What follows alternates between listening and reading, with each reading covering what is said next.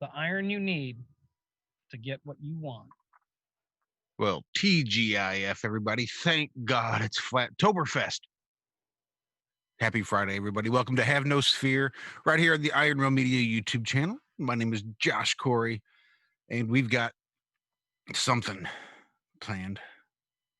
Something planned. Well, we're going to do something tonight. We'll figure it out. I don't know. The plan is to have Billy Zig, author of The Elusive Curve, on, and possibly, quite possibly, tagging along would be the return of Brendan Daly, who was popped in just for a little bit last week. That's the plan. Now, the plan was to have, Zach on and Cammy on and Walt on and Adam on and John on and, well, nice full house for Billy Zig when he got here. Turns out Zach and Cammy have better things to do. They're actually at the campground right now, hanging out, having a good time. As well they should. So I don't necessarily expect them here. I just didn't, plan for it. Adam, on the other hand, is not feeling so hot and is laying down, probably listening, hopefully sleeping, relaxing, and taking it easy. Now, Rob, I don't know. We'll see. Rob should be here, especially if and when Billy shows up. I know Rob's always on the lookout for other flat earthers in Australia. So Rob should be here. So Rob, if you're listening, get your ass in here. You should have a link. Now, Walt should be here too. Walt is kind of here. Well, let's just say hello. Mr. Walter Johnson, you may know him here on YouTube as Flat Earth Head. Walt, how you doing? And he's gone. That sums it up. Seems like, again, the word of the day is indicative. Oh, no, wait, he's back. He may just not be able to do video. We'll see. All right, Walter. Is that what it was? Am I taxing my system? Is what happened? Who knows? Are you hearing me? Am I here? You're here. Let me turn off the video. Hey, I waved. Let me turn on the video. You're probably right. I'm probably tearing my phone up right now. It's probably like battery is melting out the back. Is that better without video? Yeah, it probably is going to be a little bit better without the video. Okay, I give up. All right, cool deal. Hello, I'm sort of here. Hi to anyone I can't see because I really can't see anybody now. I see little Josh over in the corner. Hi, little Josh in the corner. I don't know even how to work this on my phone anymore. I haven't had it on here for so long. So, but yeah, apparently a freak storm out of nowhere. Because truly, I don't watch weather or news, so I never get the forecast. I usually am just using my weather beetle, and he got away. So, but anyway, yeah, I didn't know. It surprised me, and got up, and suddenly I have no power. So, we'll see how long it takes for our local power allower. What? Power allower to give me my power back. Anyway, sorry, I'm gonna have to write that one down. Oh my God. And just It's think that kind of day. They'll be the power allower of the hour once they get it done. Right. Once they do it. But anyway, hi to anyone I can't see in chat.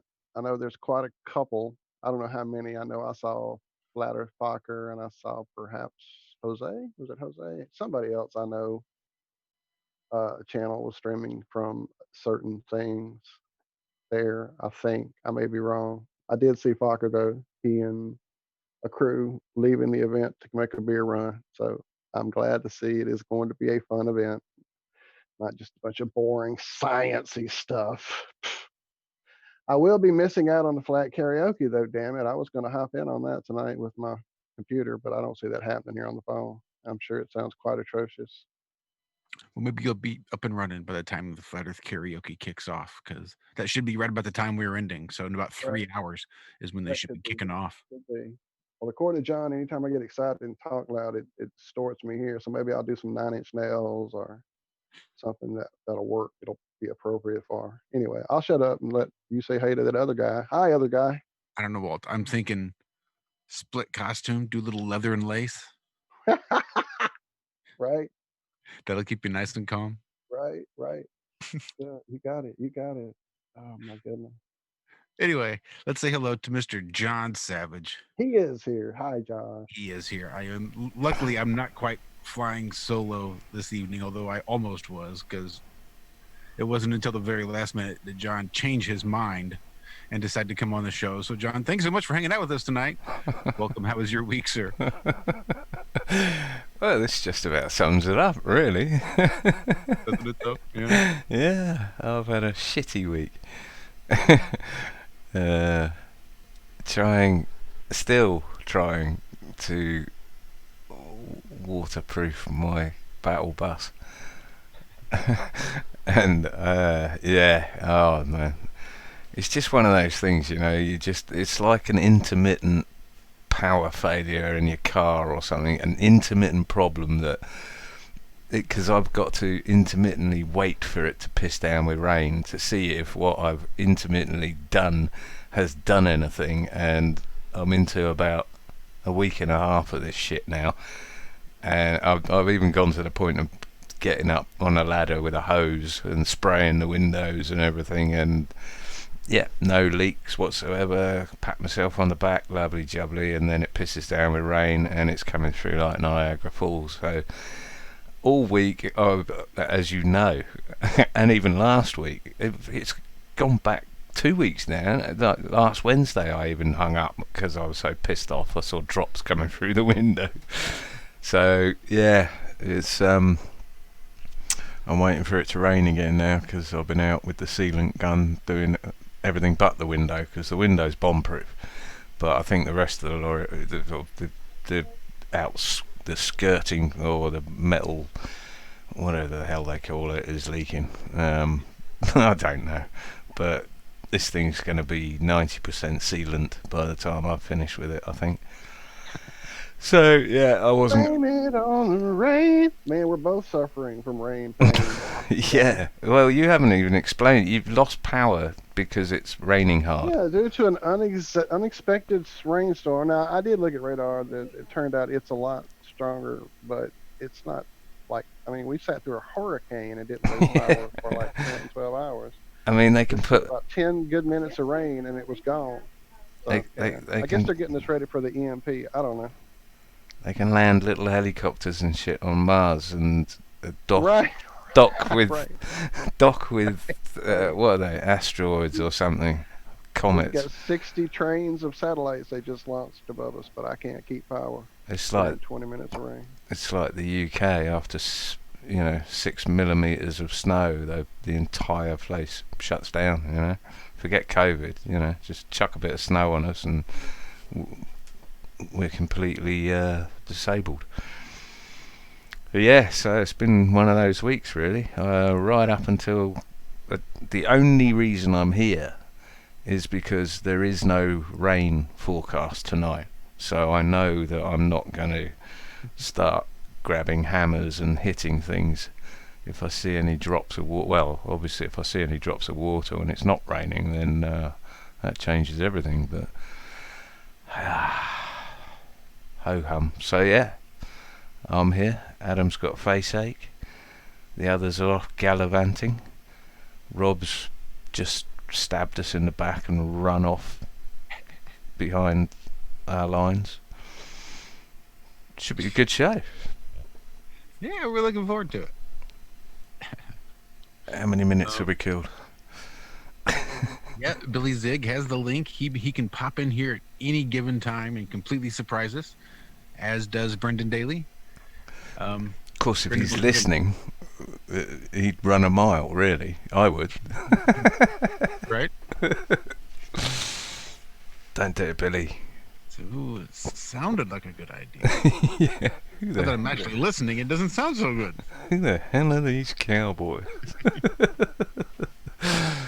And we can't even boast all the usual names, big names in the chat, the Globebusters, and yeah, because they're all having fun without Yeah. their masks on. Oh, actually, they've probably all been rounded up because they're doing it opposite the venue tonight, aren't they? They are. The whole thing doesn't start until tomorrow morning, I think. So they could still all get kettled and microwaved before Right. before tonight's out. That'll put a stop to it, wouldn't it? Well, apparently there is sort of a mask mandate in the city. Greenville.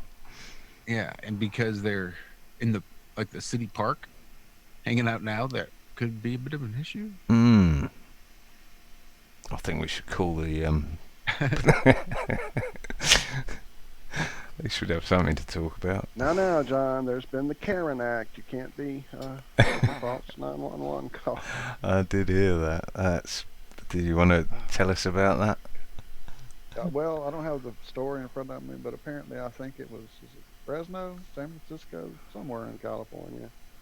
They have now passed the Karen Act, CAREN, which stands for a ridiculously appropriate acronym I do not remember. I can't remember. But definitely playing off the Karen meme that we all know and love so much. But apparently, it's now illegal because it wasn't illegal. You know, before you could just make false calls to 911 willy-nilly and no repercussions. But now they've made it illegal for a fake racially motivated type, a Karen call. You can't be doing that to 911 anymore just because you're unhappy about whoever's got their burger before you did or whatever the case may be.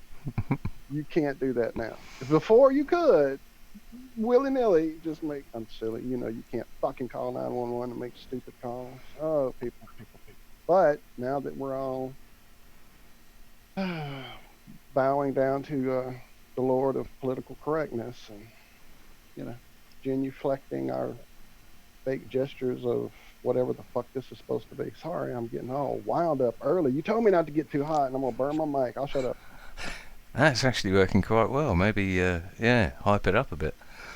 Maybe a bit more rage is what it needed. That's all it needed to get the old dust out of it. Blow the cobwebs out, yeah. That's it. Yeah, I can't believe they called it Karen Act. That's just hilarious. But they need to make all these sub rules under the umbrella of the rule. You have another rule now saying you can't ring up claiming divorced parents are bad, or you can't ring up claiming yellow people are bad.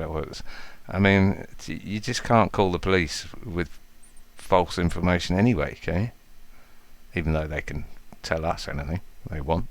But I imagine there was legislation that was preventing people calling the police on false information. Called wasting. You get a heavy fine for pulling a freaking false alarm in a school now as a kid, is what I'm hearing. So yeah, Damn. Yeah.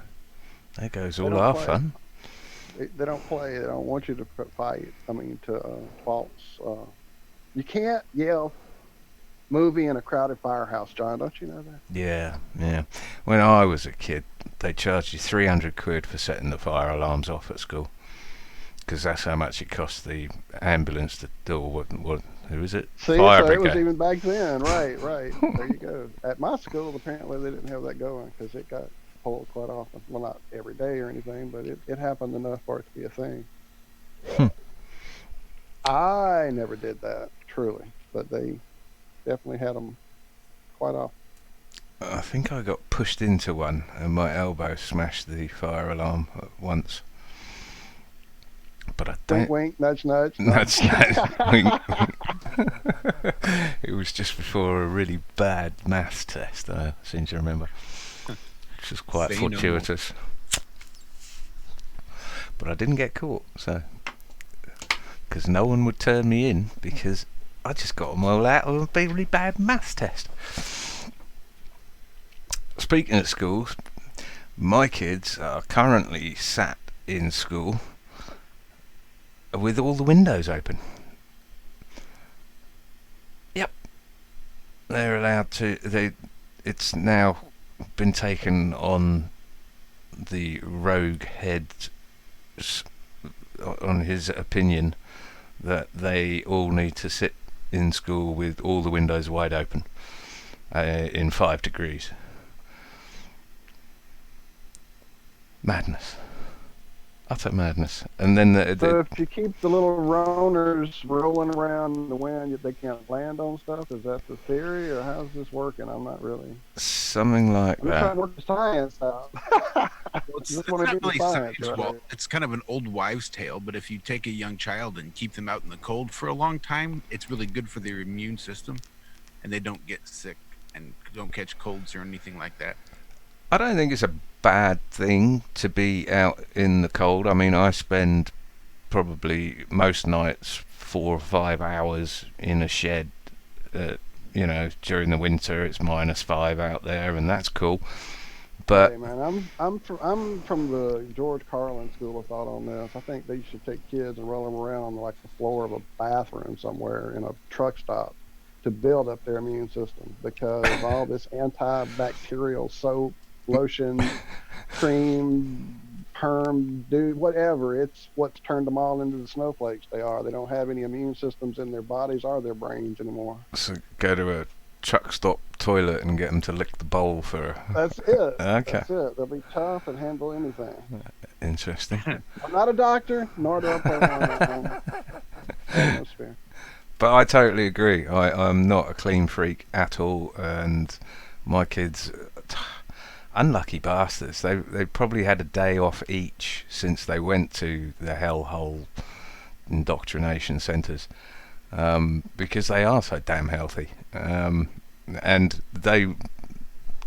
they can put up with being in a school. But all these other kids that live in hermetically sealed, sterile houses kept at 25 degrees, they're not going to fare very well. And as soon as one of them comes down with the sniffles, that'll be it.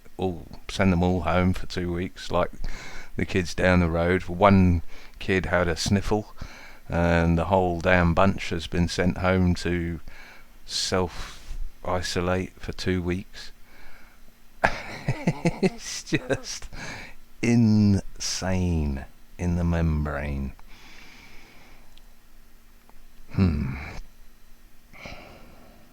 It's insane in the brain. I couldn't get to my mic quick enough. I mean, it'd be one thing if we didn't have immune systems already under attack here by being forced to wear masks and breathe all this recycled air and live in fear and stress and all this other garbage that our environment is providing us. But unfortunately, that's where we live right now. I'm trying to think what else he could do to try to make the kids sick. Oh, he's already wishing that it was law that they had to wear the masks on the bus, because mine haven't worn masks at all. They're still mask virgins.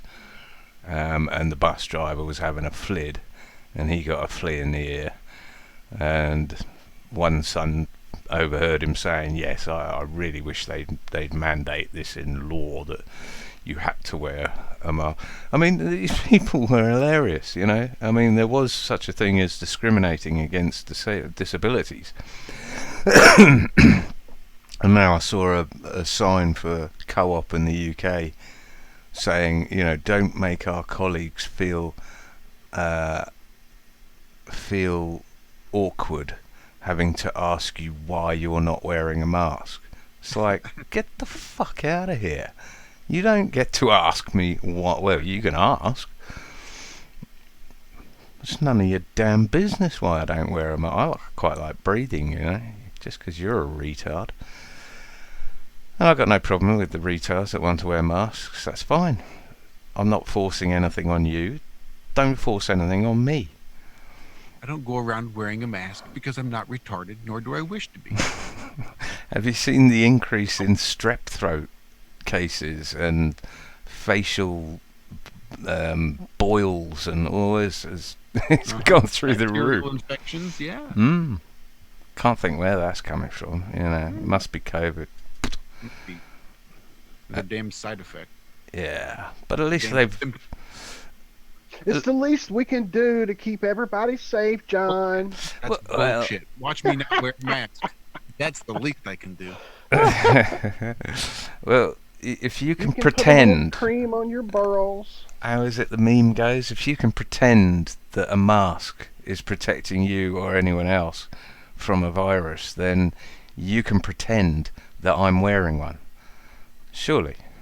Seems like I even said that on the show several months ago. More than likely. Something to that effect. Yeah. Yeah. Yeah. Copyright Iron Real Media 2020. Pop call 1 month ago. Wow, I just looked at my battery and it's already half gone. This thing's gonna suck it down quick. So you're going to get a car battery tomorrow, yeah? I'm about to have to go right. I'm about to go pull the car battery out, John. Never be without a fully probably- charged car battery. Right. Call yourself a Yeah, prepper. Right. I thought you had battery banks and all that sort of jazz Just- these days. oodles of it. Right. Okay. Banks of generators, the solar panels are all in place. Are I those thought you had like a small backup battery for your phone that you could recharge. I do. You didn't hear me tell you that story before we were on the air. You're gonna make me tell it on the air. Yep. There was a community day last weekend, and I used it up then, and not thinking we would have any bad weather coming because the storm that's in the Gulf is weeks away. I have yet to plug it back into its little battery bank charger, recharger, because of laziness. That's terrible. That's Probably a side effect of COVID, I'm sure. that's as bad as my kids not fixing a puncture on their bike because they don't need it right now. Right. It's probably got enough to recharge the phone one good time. I'm really saying it's a nice bank. It really is. I don't even know the brand or the name, but I was shocked at how it would quickly charge the battery while I was playing, and kept it charged while it burned the battery through the phone. It was really hot, so I quit doing that. But it was really powerful, so Some of these it may have things enough to. you can jumpstart a 4-litre engine or whatever it is, Right, a that's 6-litre what it's engine off this thing the size of a fag 12,000 packer. Is that light in my face? All right, I'll see you in a minute. Bye. I told ya. I spoke it into existence. Next thing, Rob will turn up. Fucker.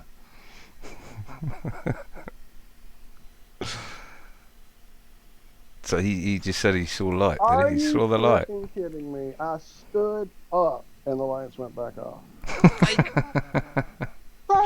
Thank fucking dude. Oh man. Well, I guess I'm back on the couch. Speaking of the light, Oh, Lord. I think there was a newspaper. You've spoken about this. I'll just say hats off to Darren Nesbitt for getting it off the ground. We take everything back. Top bloke. He's actually produced a physical newspaper that's getting distributed around this island I live on. The link for it is in the show description from this morning on TFR. I don't have it handy here though. Yeah. I think it's thelight.co.uk, I think. Yep, it is. I didn't hit my video because that will definitely suck the battery down. Sorry about that. But yeah, it definitely is linked up there on today's TFR, which do we still have a few Ironworks permalink here on our show? Which if we don't, we should put one back. No, I have limited space when I update the titles through Restream. It doesn't let me. I don't have enough character space. It's only like 900 maybe. And for a decent show description, that's not very many. But either way, all you got to do is search The Light Truth Paper and you'll get it straight away. And I initially thought it was the Jehovah's Witnesses. Because, not being funny, there's a couple down the road and they know all of this stuff, or a lot of this stuff. I mean, it's all religious and tied into that sort of thing. But I mean, they put out a thing called the Watchtower. You ever seen that? Yeah. Oh yeah.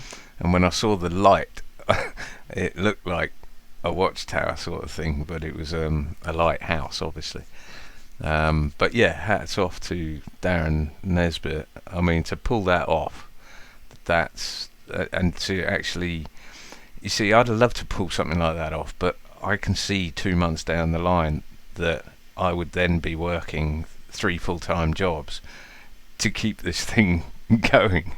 So to actually take that step and do something like that, I mean, he initially put feelers out for distributors, people on the ground that would deliver this stuff, and immediately came back with 300 volunteers, and it was like, right, well, that's obviously a goer. He's got writers, independent writers going for it. He's editing it, and yeah, it sounds brilliant. Is all I can Well, say. I know there was a PDF for the first issue there when I went to the site this morning, and I definitely had a minute or two to peruse it before I took my Friday nap. I'm digging it, and definitely want to get Darren on here as soon as we can to talk more about it. Well, shout out to Liz, the Iron Maiden. She's the one who posted the link and at least made me aware of it. I would not have been aware otherwise. And apparently she had ordered a subscription, but it turns out they have frozen the paper's PayPal account. So she's not going to be getting her copy. Apparently several people will be getting their copy. So, alternatives to PayPal needed.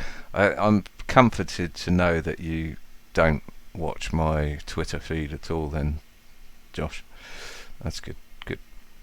I don't scroll through Twitter, so on the off chance Twitter might show me one of yours within the first 3 or 4 tweets that are posted on my timeline before I go to the DMs, which is, I believe, the only reason I use Twitter these days. Yeah, I was about to pop in and say something very similar. I think you and I must be on the same bizarre schedule, John. That's why I run into your tweets and retweet you more often than anybody else on the team, which I don't know. Hell, nobody else probably uses Twitter except Rob. Don't you use lists? That's the easiest way. You just do. My social media skills are still as lacking pretty much as they were when I jumped on Twitter. All right. Well, here's a tip. I just don't create a list and put the people that you want to hear from every tweet they make into that list, and then instead of reading your home timeline, you can, and then you can just go, oh, I wonder what my preferred list. Then I won't find out about Trump or whatever current video game is hot or whatever bull. Yeah. Or, whatever promotional tweet they're pushing at you. Right. No, you create a list. So I've got a list called News, where I've got UK Column and The Light and other news outlets, and I've got lists called Friends, which none of you lot are in, that's for sure. And then I've got You fucking anyway. I'm joking. Yeah, well, I see you though. No, I know you are. I see you. That's what I'm saying. And when you see me retweeting you, it's a pure organic occurrence. So I do see you. You're the only person they don't hide. I think you're the only person that does see me. Yeah, it's true. I mean, I tweet and retweet and shit never gets. I mean, I'm sure it's because people are tired of my shit by now. But yeah, I'm pretty much useless on Twitter now. Yeah, I get a few things that go through, but otherwise it's over. So lists are the secret. Okay, lists is the way forward. Definitely the way forward. We don't want everybody to know. Shout out to Mike D in chat. Mike D was over there on D Live, watching over there, but hell, nobody's over there, and he was just hanging out by himself. Oh, that's cool. Thank you for trying. Looks like he moseyed on over to YouTube. So shout out to Mike D. He's been MIA for a while, but he had to change position to work about a year ago, so he doesn't get to see the TFR shows live anymore. Well, that sucks, but we're glad you're here, brother. Yeah. Miss you for damn sure. D Live sucks, I find. That's the problem. I would quite happily listen to it, but it just spins on my phone. It just sits and spins when YouTube doesn't, and that's a real problem. Maybe they've got Well- bandwidth priority, or I've no Is that the doubt. one with the lemons, or is that something else? Yeah, No, lemons. that's the one. But if they're not live right when you're watching, then you don't get anything. And you don't see it, right? Right. So So it'll just sit and spin. Well, no, it sits and spins when I'm listening to it live. So what I have to do is not listen to it live and then get it on the replay before they get rid of it. And even then it sits and spins. It's just, yeah, and there's no way of downloading it to a drive so that you can listen to it without it being streamed, as far as I can tell. If anyone in chat knows otherwise, I'm sure there's some fancy dancy app that can download shows from DLive, but yeah, I've not had a good experience with them. BitChute's shite as well. That takes me 3 times every time of uploading videos. I have to upload 3 times at least if it will even take it anyway. So yeah, we got a lot of ground to cover on this front, but PayPal is another one. We need to get a shot of that. Wasn't Elon Musk PayPal? I think so. Yeah, says it all really. But yeah, if you're running your business reliant on something like PayPal, then jeez, that's putting a lot of power into their hands. Bitcoin, no, is the way to go, right? Don't know. It's Shout like, out to Jeffrofla from this Jeffrofla. morning. Yeah. yeah, PayPal was Elon. More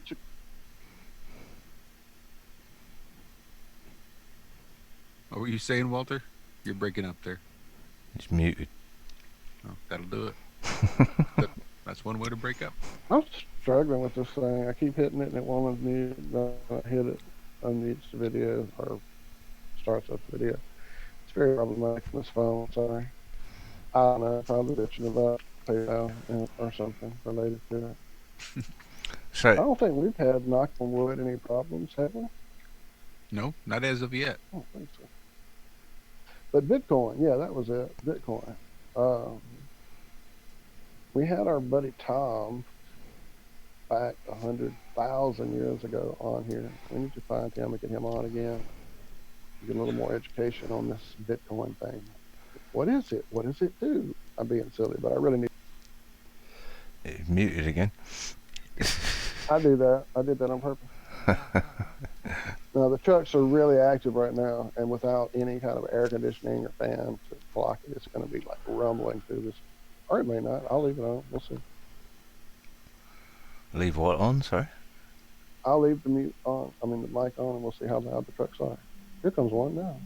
Oh, that's nothing. Well, Cole, you'll hear every breath I take. Every breath you take. You know I can tell what you're eating. I know. Trust me. I see LC King in chat. Welcome. Yes. What's up? And to counteract, mitigate my negativity, I would like to put a shout out to Robin of Lifting the Lid. Nothing but lead. He was back again tonight with Feel Good Friday, which I've been sorely missing. It's one of my Friday rituals of listening to you lot, and then Feel Good Friday, and then coming on here. So yeah, really good to have you back for the 44th episode, I think it was.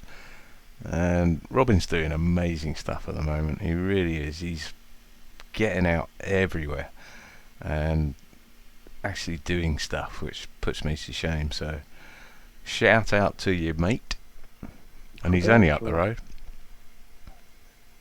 And Martin Leaker.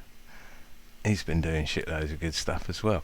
Has anyone seen starforts.com? I think that's what it's No. called. Not I. And I can't be I'm not in a position to look it up. I was going to say I can't be asked to look it up, but I'm not in a position to look it up. Sounds better. But apparently it's got a list of all starports in each country, and you click through and it gives you photos and any sort of information. I don't know if Martin did that or it's someone else doing it, but either way it's on my PC inside to have a good gander at my leisure. And I've got a lot of leisure at the moment. Shout out to P900 Cool Pics. Yeah, great sunspot video again today. Yes, excellent. I saw that as I was getting ready to nap. I'm keeping an eye on sunspots since becoming a ham radio licensed doodah, because they make a big difference apparently, and it seems to correlate. The bands are getting very lively, and it's a known phenomena in ham circles that sunspots do that. And since we've just come through probably the lowest amount of sunspots in our memory, I think it's every 11 years or something they come around to go through a cycle. We haven't had sunspots on the sun for donkeys, as far as I know. So yeah, it's interesting. And on that note, there is a worldwide ham radio competition kicking off in 17 minutes. So yeah. Good luck, John.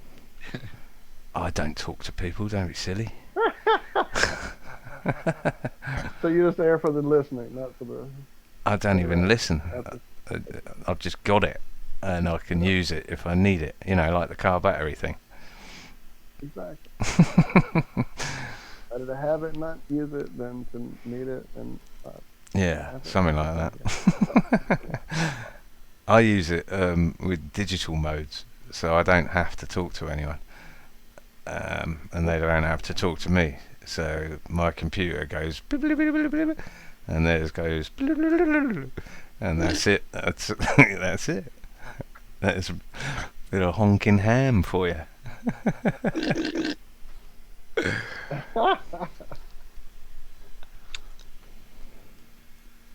See what else? I just saw Flat Earth Subgenius Society. Wow, flashback. Dan Falkenbach in chat. Welcome, Dan. Actually, Billy Zig's not here yet. He's got the link. He and Brendan may pop in at any minute. It's like a jack in the box. Thanks, Dan. I appreciate that. He shared on the Discord server that he's got running. Nice. Thank you, sir. Appreciate that. So, yeah, it's just like a jack in the box. Like I was saying, you just never know. Wait and see, and they might just pop in. So we're just kind of killing time. Zach and Cammy are hard at it there in the park across from the venue for Flattoberfest. Getting CS gassed and plastic bulleted. Kettle, right? Kettle rounded up, black bagged, and hauled off to the FEMA camps. Let's see. Poor Adam is homesick in bed, couldn't do it. So we wish Adam all the best energy and healing vibes. Get better, feel better. Take your medicine. And I'm still sitting here in the encroaching dusk as it creeps to darker, and had a brief instant of light, and then it was taken away from me yet again by the power allowers. Light a fire. It's coming, don't worry. Well, it's wet out there now, so it'll take a while to get that wet wood going. That's what, well, never mind. Car tires. Car tires. As you're taking the battery out of the car anyway, you might as well take the tires off and set them on fire. Right, you're right. Nelson Mandela style. You got to put them around somebody's neck and fill it with motor oil. Cool. Then light it on fire, like Nelson Mandela. That's horrible. Is that what he did? Yeah, in his younger days. Yeah. What an ambassador. He and his, I think, wife at the time. Yeah, they were some pretty radical revolutionaries. I mean, there's radical, and then there's psychopath. Anyone who wants to do that, I mean, I've got no problem putting a bullet through the head of a paedophile who's been convicted, right? Which is not a, it's not a nice opinion, and not one many share. But I wouldn't set someone on fire. That's just taking it to a psychopathic level. Yeah, sorry. Mm-hmm. No, that is definitely extreme. No doubt about it. And is that in a book or something, or his memoirs? Or can't imagine too many people. Well, I didn't know about it, but then I have never researched Mandela or the effect, really. I was say only his effect. That's all I can think of. I forget where the hell I heard. I don't even remember. It's been a hot minute. These things are easily forgotten, though, aren't they? They just sort of breeze across your front page and then gone again. Mm-hmm. It's like Twitter. If you sit there, you could sit there for an hour and a half reading tweets and walk away, and you couldn't tell your wife one thing that you read.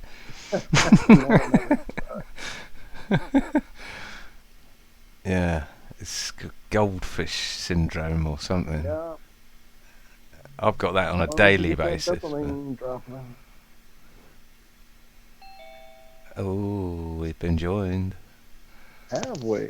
I don't know, actually. Somebody's come to save the day. From the back of a meat wagon. I know that dude. Oh, but he sounds like Walt. Right. I'll mute up. You're muted, Zach. Don't mute until he unmutes. Well, fuck. Now it's a game. I gotta watch my screen and have my finger ready. There's daylight there, look. Fuck, it must be a ball. Look at all these people. That is fucking awesome. How many masks can you see? Nary a one. Nice. Well, since all I'm seeing is you guys when you talk, put on the screen thing. Oh shit, I don't even have it up. I'm still showing Billy Zigg's Amazon page. I don't know how to do it. How do I? Is it gallery mode or something? No. The other one. Oh, that'll do. Well, since he's not speaking, How are you gentlemen doing? hello. Can you hear us, Sorry I'm Zach? late. Yeah, I got to step away from the what would you call this? The civil unrest? A horde. These massive, crazy people. I love it. I know, it's so awesome, dude. How many there, you reckon? Well over 50. And that's just the Friday night. Yeah, people are still arriving. Every couple minutes, there's new people getting in. I've met so many people that I've never met before already. It's awesome. That is This is- brilliant. Wish So, you guys were run here. us through some names. Who have you spotted? Dire Straits, Mike is here, Just Jack, of course Bob's here, Wits It Gets It's here, Zulu One is here, David Weiss, Critical Inception, Alex is here, of course Mark Sargent, I think I said him, Karen B, Ted Summer. Let's see. Holy shit! Ace McLeod is here. What? I didn't know you were coming. I know, I didn't tell no one. Because I didn't know if I could arrange everything. Shout out Ace McLeod. What's up, Ace? What's up, man? What's up, Ace? I don't know. First. Just jumping in to say hi and all that. Yeah. Giving him a rundown of who all's here. I literally just was asking about him. That's cool. That looks like an awesome event. Yeah, this is awesome. Nobody's looking at their phones. Nobody's, you know. Reading chat. Yeah. Nathan Thompson's here. Yeah, this is awesome. And we've got a Turns bunch out- more people. Jonathan's not going to make it this weekend, so you're not going to be able to give him a big old hug. Yeah, he told me that this morning. Karen's Yeah, not going to get a kick his ass.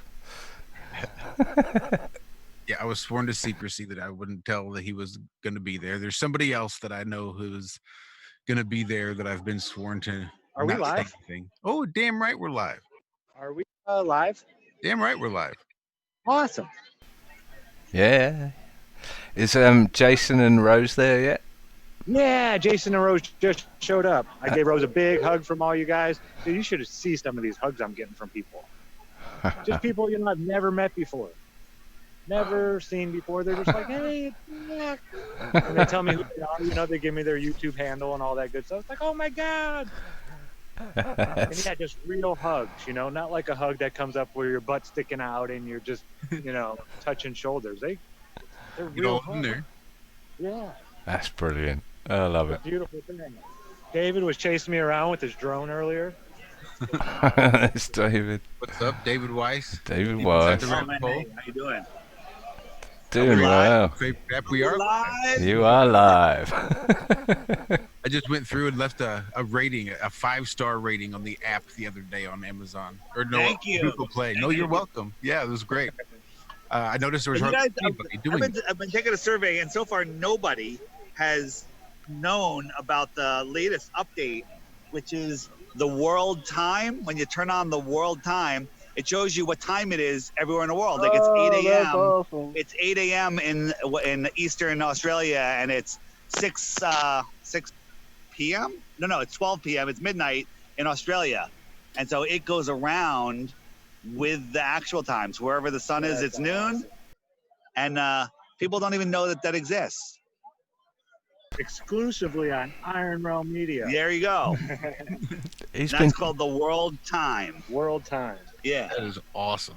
Nice addition, Dave. Oh, that's a disgrace because David's been talking about this for donkeys. I mean, I've been listening of it getting developed and how much it cost, and that it initially came up as a complaint, didn't it? Because someone didn't have a clue how to work the. What was that? The girl totally didn't understand what the app was showing. But I said, you know what? That idea is a good idea. It cost me over $1,000 to implement it, and nobody knows it's there. I'm gonna make a video where I'm gonna mirror the app. I'm gonna go through all of the features, telling what it is. I'm gonna probably gonna do it in like less than 10 minutes. And you could even put it on there. I'll have it as an instruction video. I already have an instruction video. If you hit the web button, the middle of it button there, the time Jaron and I reviewed it, but there's more features since then, so I got to do it again. A 10-minute video from David Weiss. That's a freaking documentary. Blue Water Bay, because there's 2 of them. Yeah, on Android, there's let's just say the people that are doing the knockoff they're trying to copy everything, but they're horrible at it. And let's say they rhyme with I don't want to say it, but a guy that's a color kind of rhymes with Fred, okay, and another guy that rhymes with pussy, okay, and they're literally trying to steal everything, but they suck at it. So yeah, no way. Dave was working last night at the party. I had to stop him and be like, Dave, what are you doing? It's like, hold on, I gotta get this done real quick. The guy never stops. So what? You had a party? I take it you had a party at Bob's last night, did you? Yeah, and he pulls out his laptop. He's like, hold on, I just thought of this. I gotta do this real quick. Yeah, it was quick. You were quick about it, but I made a T-shirt that we had talked about on Jaron's show, where Alex came up with a great T-shirt, and it's called "Shit's Fucked Up." Right? So I made a "Shit's Fucked Up" T-shirt with the Conspiracy Castle emblem on the chest. I want to order one. I want one now Shit's too. Fucked Up. Shit's fucked up. You know how many people I've heard say that lately Shit's too? Fucked Up is bigger than "Have a Nice Day." Okay? Shit's Fucked Up 2020. Right? Perfect. I want one. It'll be available on the app. If you hit the settings button, you scroll down, goes right to the T-shirt shop, and up come all of the T-shirts that are available through the app. There you go. You can even get a onesie. Nice. Nice. You got no masks on there, have you? Hell no, nobody has a mask on here. No, I mean on the So app. many bumper stickers that say take that stupid face diaper off and stuff like that. I mean on the app on his Teespring. It's a Teespring link. Yeah. Are you Have selling you? any masks on there? Are you selling any masks on there? No. You really are a unicorn. A unicorn. He could have cashed in on that. Shekels galore. Yeah, you need a unicorn shirt. I have a sweater, ugly Christmas unicorn sweater. It's hideous. No, I mean to sell. No, The unicorn. maybe. Little yarmulke. I just filmed with the drone the sunset, and we could see the sun for almost 5 minutes after it's supposedly set. And the entire 15 minutes it was in the air, it just sat in the same place. It was no longer going down. It was at the end of its downward journey, and it just sits there until it faded out. It's going away, David. You know that. It's the rock solid proof that we're not spinning. Other than if we were spinning, we'd all be dead. Give it time. So, are the police going to turn up there? Do you think any microwave? No, we rented this place. But you still. I don't think there's any more state mandates at all. Oh, none at all? I thought the city might have had one. I think there's a city mandate or something like that, but I don't see them coming here. Yeah. No. I haven't seen any cops yet or anything. Actually, most of the people here, nobody's wearing masks. I mean, all the guys out there playing their sports, everybody everywhere around here, nobody's really wearing masks. Oh, well, good. Fuck them all. You go into Walmart, you'll find a bunch of mask wearers, but that's everywhere else. It's about 50-50, except for here. Yeah. Have you seen the things they wear to Walmart? Come on. You know, what was that? I said, have you seen the things that people wear to Walmart? Yeah, the mask is the least of your worries. Me, Brian Stavely, and Fokker they wanted to get coffees, and we went to Dunkin' Donuts, and we went in, and we got thrown out. And we put up a bit of a stink, and then the manager comes out, swishes the employees out of the way, and she's literally wearing a stocking over her face. You can see her teeth and her lips and her tongue when she's talking, and it's under her nose. And I'm like, do you think that little piece of material is your new immune system? She goes, it doesn't matter. We can't serve you. You know, get out. Really? It was unbelievable. We're like, they didn't make a huge deal of it. Sue them. Sue them. We need people to sue these petty crimes against humanity. We are. No worries. Yeah, I mean, it's like they were saying in Greenville. I'm sure there's places that are all huffy-puffy about it. But when you get out of Greenville, most people around, Karens and all that, Dave, nobody wearing masks. No. We went into a liquor store and a convenience store. No problem. There's like one person in there wearing a mask, nobody else. Yeah. Dave, you got to send Rose back there tomorrow. You got to send Rose. You got to send Rose back there tomorrow. No, that would be cruel to the people wearing masks. I hate people that wear masks, but I would never send Rose upon them. That is just too cruel. Dunkin' Donuts. We will destroy them. Yeah. Yeah, it would be bad. It would be Rose here. carnage. Carnage. Jason, they were right over there. Okay, Yeah, there she is. Get 500 flat earthers to queue up outside Dunkin' Donuts with their Yeah, we should all go over there. and just say, look, Donuts, everybody. look how much money you could have made. It would hit the fucking news if y'all Still fuck plays with like a Dunkin' concert. Donuts. Sure. We are the news. Well, Right? Make them turn away an entire night's worth of income. I'll go to Dunkin' Donuts. Yeah, we couldn't even get everybody to take a picture, let alone go to Dunkin'. you watch. Dave Weiss later will be booking coaches to take people to Dunkin' Donuts tomorrow. Right. Get Rose on the blower, right? We need Yeah, I'm gonna give her a retribution. hug right in front of you guys while you're saying hi. How We- funny. we need a- Maybe do them one at a time. I love you. I love you. She's Hey, busy lady. chatting with everybody, but she said, "I love all the IRM guys." We need a pilgrimage to Dunkin' Donuts tomorrow, led by Rose.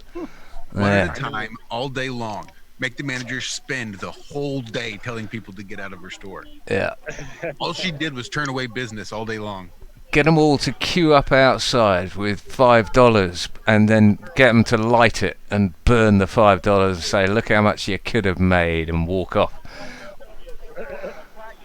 Or it'd be lovely if there was another coffee shop or donut shop across the street and you just piled in there and gave them thousands of your money. Yeah, have a whip round. Let's have a GoFundMe to donate to the nearest donut shop other than Dunkin' Donuts that will serve people without masks. So, did we get any guests tonight? I haven't heard. You. Yeah, so far, it's been you. Oh, okay. Brendan may show up. Billy Ziggs got the link. He may show up. We're just waiting on them kind of compiling in. I would have thought if they weren't here at 4, because I told them 10 p.m. GMT, but failing to remember that there was a time change.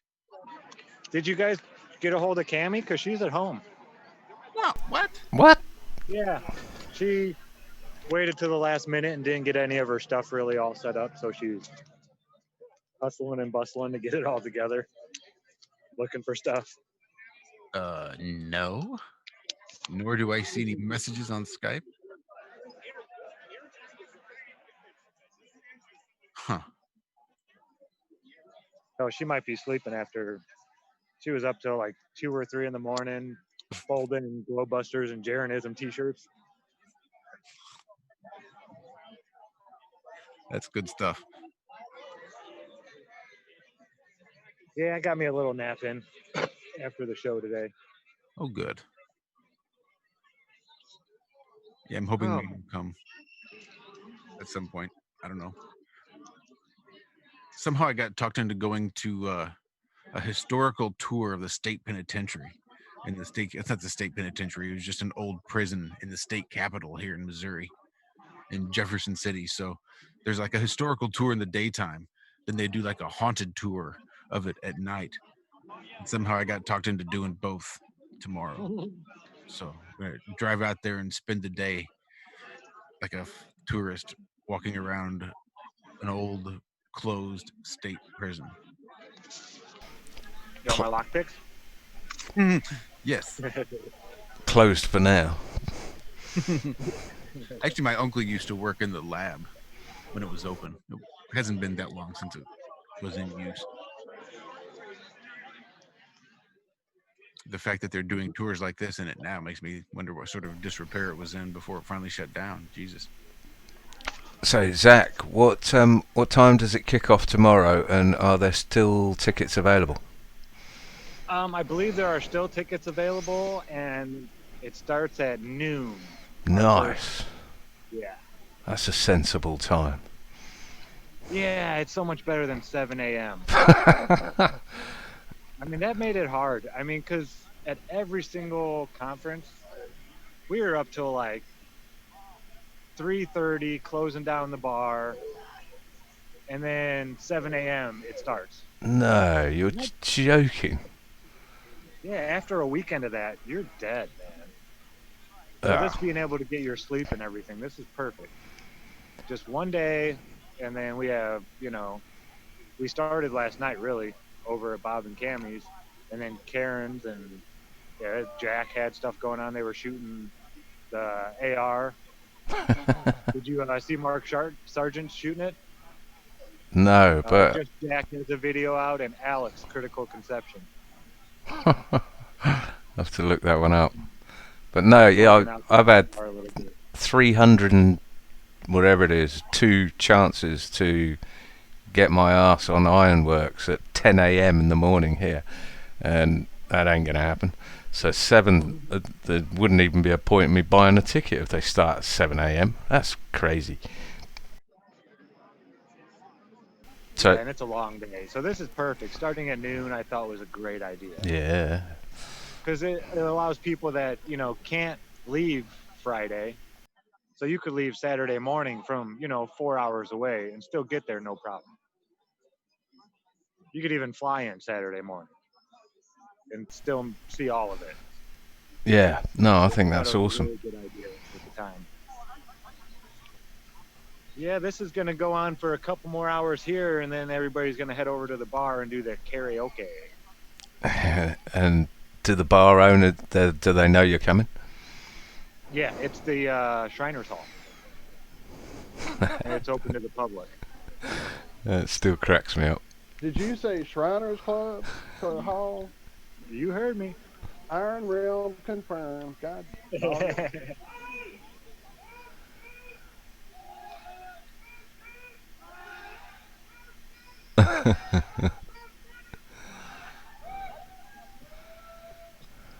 That's like the third or fourth one of those now.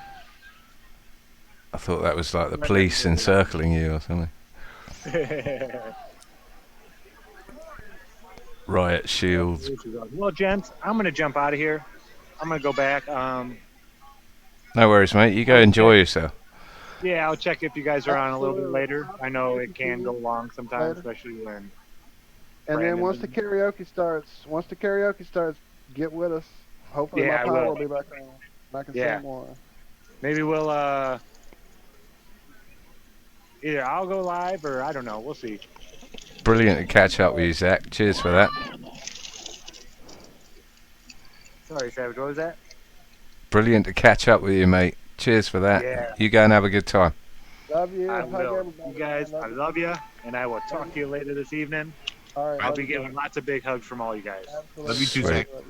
And I wish everybody out there in the chat was here too. I love y'all. I'll give hugs for all you guys too.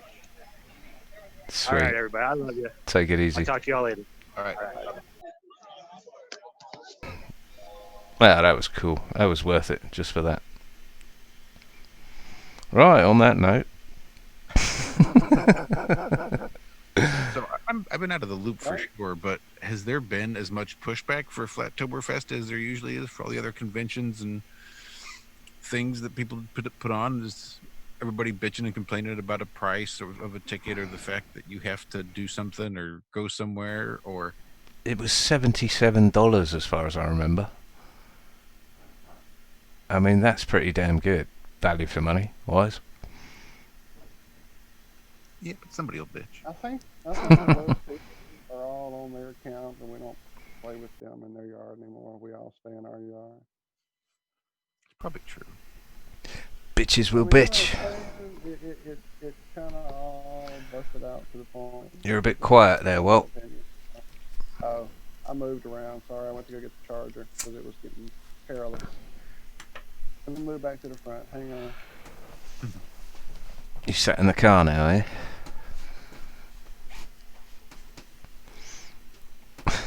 Pulling the battery. It's hard to talk and do that.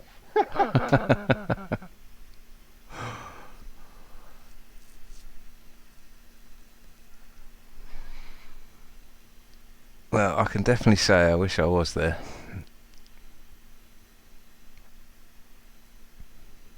Yeah, me too.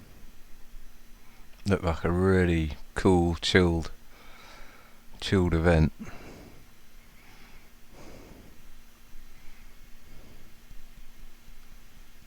Yeah, but that's some crazy energy popping off around there. That will when the police show up. Oh, I'm sure.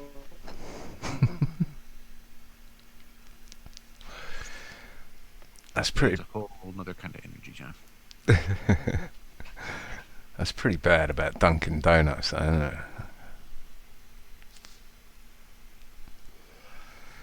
I imagine those are the only sort of places that can afford to turn people away at the moment.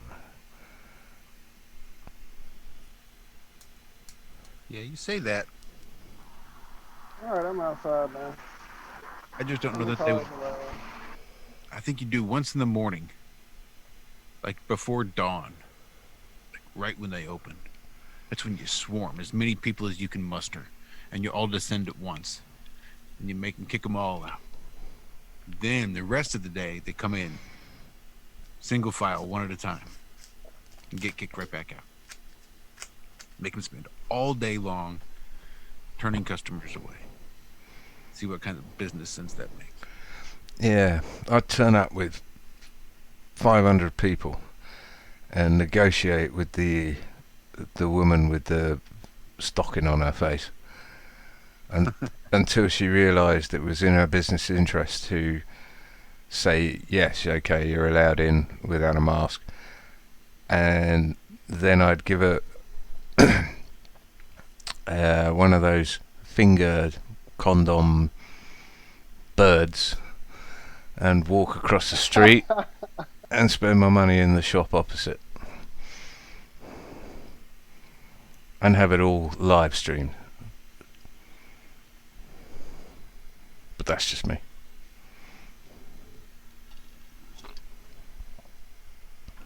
Sitting in my chair in my battle bus in England doing nothing. Fuck all.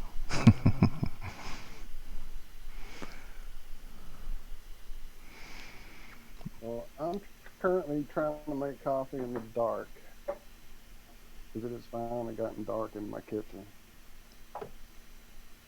I'm just trying to keep you guys up to date on my situation. How are you making coffee? Blindly, in the dark. In the dark, didn't you hear me talk? No, I'm making it with, I do iced coffee, so there's still ice that hasn't melted. I mean, we're not in the Stone Age here, John. Well, I'm just wondering how you're boiling water to No, make your coffee. No, I don't have, it's all like a pre. So what I do is I grind my beans to a coarse ground consistency. And I have this thing called a toddy, which is a system that has literally been around since the 60s. Because I've tried all the home cold brew methods there are. Doing it myself, cheesecloth, filling my own bag, all these things, and it was all complicated and difficult until I found this system. So I will definitely take any product they would like to send my way as sponsorship for promoting their fine product. And that's how I make my cold brew. So it is sitting in the refrigerator in a nice glass container there, and I just pour it up. And if I make it really strong, I dilute it a bit with some water and add my little sugar and my little cream, and I'm going about my day. Well, I must have committed the logical fallacy of Hot presuming coffee was hot. Demon. No, that's the demon version. That's the devil's drink. I heard. I don't play with that. Didn't the Pope say that was the devil's drink? No, I'm just not a fan of hot liquids. Never have been. Even as a kid, when it was time for hot cocoa, I pretty much would get a spoon, eat the melted marshmallows off the top, and you can keep the rest of that. I just never liked hot liquids. Do you like soup? I do like soup, but I don't Cold? like it to the point that it's hot. I like it getting the room temperature version. Like that's where I'm at. What is it, Bouillabaisse? That's where I'm at. But definitely not a fan of over hot liquids in any way. During college, I would go sit at the coffee shop to study, not Dunkin' Donuts, and I would drink whatever crap that they would serve there just to stay awake, and it was horrible. I would have to wait for it to get almost room temperature, and it was not a fun experience. And once I discovered iced coffee and cold brew coffee, and that's what I like really with cold brew. Cold brew gets it to a point where it's tasty, but you don't get the acidity of the hot water does for beans. It gives a very gut altering chemical due to the hot water does to the alkalines in it, and so yeah, that 15 minutes after you drink hot coffee thing, yeah, that's where it's from. It's not from hot coffee, it's from what the coffee, the acidity is doing to your stomach. Cold brew removes that. However, cold brew actually doesn't give you the full time of the bean. I especially learned that when I'm grinding my own beans. So what I do now is... You're starting a robot, mate. Oh shit, let me get back in front. So I was walking back again to the coffee. Because when I was explaining it, you need to hear all this. on coffee, cold coffee. When I make it play, We need the transcript. I take it with making now with so I use my 7 cup water to 12 uh ounces of bean. And I do about 5 cups, sorry, 5 cups of water. 7 cups of water. And 5 cups of those water, I boil it to almost boiling point. And I pour that into toddy. So that you bloom from the heat hitting the bean. And I let it sit for an hour and then drop the other 2 cups in there. Stop the process. And it's become the most amazing cold brew coffee I've ever experienced without having the stomach of the hot coffee. I'm learning the craft. Well, there's our dissertation on coffee. Thank you, Walt. Thank you. But Thank everyone. seriously, you're breaking up. Fuck. Still, and I'm being still now. No, you're okay now. Okay. So anyway, yeah, use some hot water first, and then add cold water, and that's the secret to cold brew coffee. And when you do that, you have to adjust your brew time. You don't want to do 20 hours. You probably do about 15.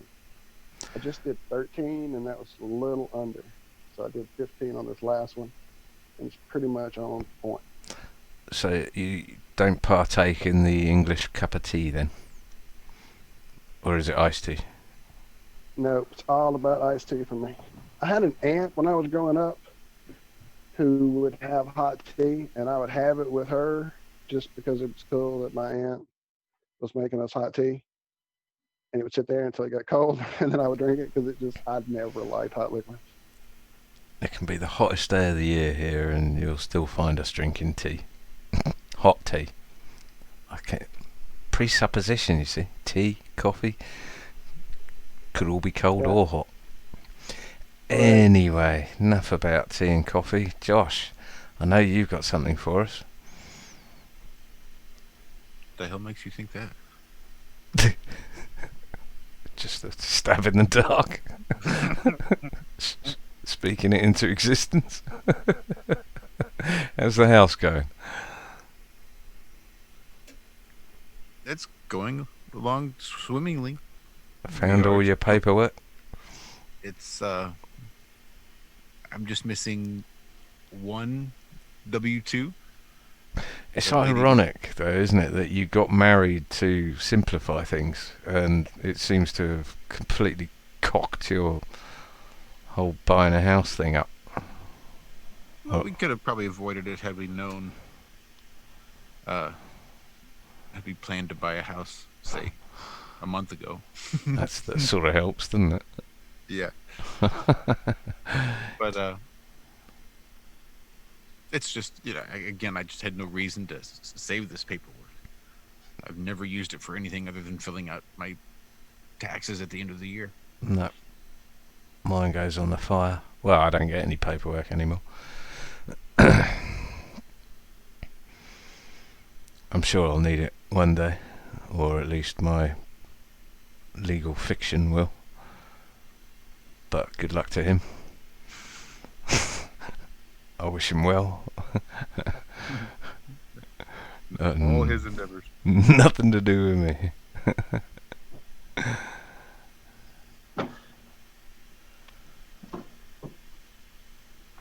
Well, that's us out. You want to open the phone lines? And we could probably actually do that. Not that nobody ever. Well, if we can't even get the panelists to show up, then it's a pretty tall To call. be fair, it's only been 80 minutes since we've started. Brendan still had to get home, get the kids settled, and Oh no, I meant Rob. Lazy Aussie twat.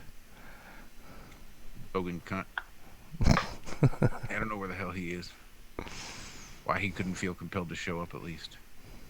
Because he's got nothing to say, apparently. Well, he can come have nothing to say with the rest of us. Exactly. That's what I told him. Your pay's being docked.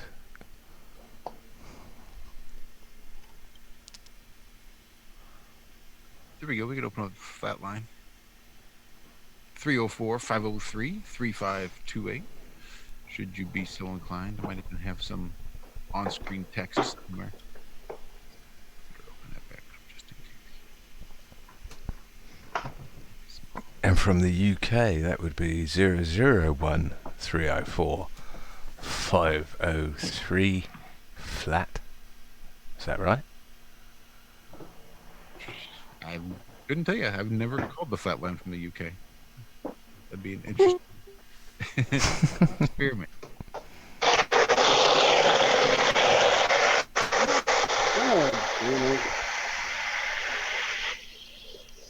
You just set a fire extinguisher off or something? Or have you just blasted off to Mars, maybe? Yeah, he's in low Earth orbit now. You can Hit see by it. one of the sugar trucks.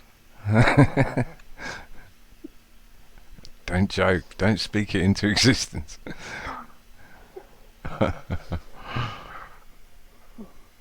I'm hoping he'll look both ways before crossing the street. I heard a hit piece this week on brand YouTube. Ooh, Oh, look at that. Somebody's actually calling. I'll shut up then.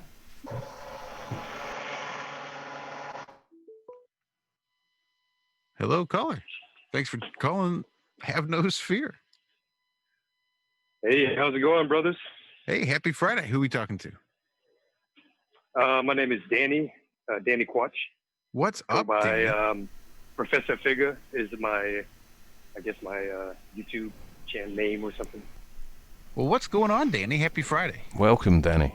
Happy Friday. I'm just in the middle of baking at my cafe here, and I'm always listening to the Truth family out there, busting truth on folks. And That's got you awesome. on a live stream today, so that's cool. Are you anywhere near New York? I'm actually in Portland, Oregon, where all the fun stuff is going on. Really? Dude, real quick. Yeah. Yep. So excuse me if you hear a bunch of ovens slamming and stuff. So I'm in the middle of baking at my cafe right now. No, do it. I think Don't worry about the sound. Walt had a comment, but I think we've lost him or cut him off. How's it going up there in Portland? I'm right on the outskirts of where the downtown with all the crazy shit's going on. So, I'm far enough away that I don't get any of that madness out here. But definitely when I go into town, it's all the businesses are boarded up, and the homelessness has just gone rampant. I feel for those brothers and sisters that are out there on the streets and stuff, but as far as protesting and stuff goes, I haven't run into any crowds or messing with me or anything like that myself. But I know that there's certain pockets that you see a lot of the madness going on, and so when I'm like with my kids and stuff, I kind of veer around it. But I do have a friend that he works with Homeland Security, and he said he went down there in civilian clothes, and he was just kind of walking around making sure, during these protests that shit wasn't, popping off or whatever. And there was a group of kids. He said there were about 15 or so, 13, 15-year-old kids, and they were jumping and beating up a homeless guy. And so he kind of came in there and tried to break it up, and he didn't pull out, credentials or nothing. He just acted like a regular person trying to break it up. And they punched him in the face. And so he's like, dude, and there was a bunch of kids yelling Black Lives Matter. And happened to be a bunch of, white kids yelling Black Lives Matter that punched him in the face, Wow. What the fuck is going on, dude? Does it feel like it's contrived or paid actors sort of thing, or paid groups that are doing this? Is it localized? Is it? It seems like I think personally, it seems like it's instigated by some kind of someone's paid to instigate it, and then once they get it instigated, then the followers that come around that Yeah. they don't even really have an agenda as part of They just want to vent their anger somewhere. Someone They just starts wanna- it off, and then exactly. They just want to get their anger out, and they just start yelling "Black Lives Matter," and then they start punching people and breaking shit, and yeah, it's like they wanted to do that anyways, but they're not really doing it for the what do you call it, like the real passion for Black Lives Matter. They're just doing it because they want to get the anger out, yeah. So it's kicked off by provocateurs, and then let the mob do their thing. Sounds about right, because we've been seeing crates of bricks being delivered to street corners and stuff like this, haven't they? Have you seen anything like that? Yeah, I haven't seen it myself, but I heard that there was people putting big pallets of bricks around, and but I haven't seen those myself. But I know it's out there. I mean, right now it's like someone told me that they're paying $40 an hour for people to get involved with these protests. Well, find an advert for that, and there's a YouTube video straight there. How are you? I mean, how's your business going? But you're in a cafe, is it? Yeah. Thanks for asking, man. We're doing okay. The good thing is we're the product that we sell is coffee. You can put it into go cups, and then our food that we sell is like these little portable buns, and so people kind of come in and grab and go. Mm-hmm. We don't have table service or indoor seating right now, so it makes it easy. But the problem I've been having is I call it mask cards. I'm sorry if that offends anybody, but I know it's not offending you guys. But I call it mask cards. But they'll come in here, and they'll be like, "Why aren't you wearing a mask?" I'm like, "Well, because I'm not required to if I can stay 6 feet from you." That's my first answer. And then they'll ask again, like, "Well, you're supposed to be wearing a mask," and they kind of try to raise their voice a little bit. I'm like, "Well, if you want to hear the truth, is like because they don't fucking work. They don't do shit." And so they get kind of annoyed. And then this one guy, just the other day, this guy, full grown man, standing at my door saying, "Hey, could you put on a mask for me?" And I'm like, "No, I'm not going to do that." And he's like, "Come on, man, this is how you keep a community together is, And I was like, "So you want me to jump off a bridge with a bunch of people in the community, and that's what you call keeping the community together?" Nah, dude. And he's like, "Oh, you're with all that conspiracy theory shit. Come on." And he started shaking, right? He was like, look, I'm you got me so nervous, I'm shaking. I was like, "I'm not the one that got you nervous, man. You got yourself nervous, dude."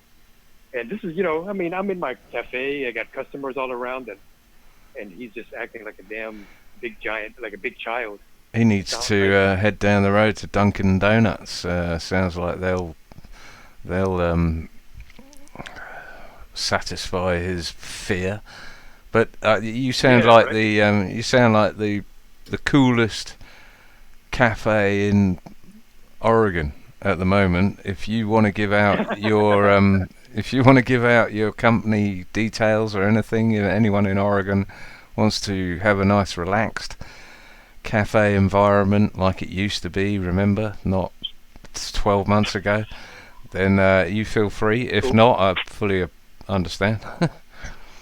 Oh, I know the people that are listening to this are probably free thinkers and into truth, so I don't mind dropping it. And my place is called the Happy Sparrow Cafe, and it's in Lake Oswego, right outside of Portland.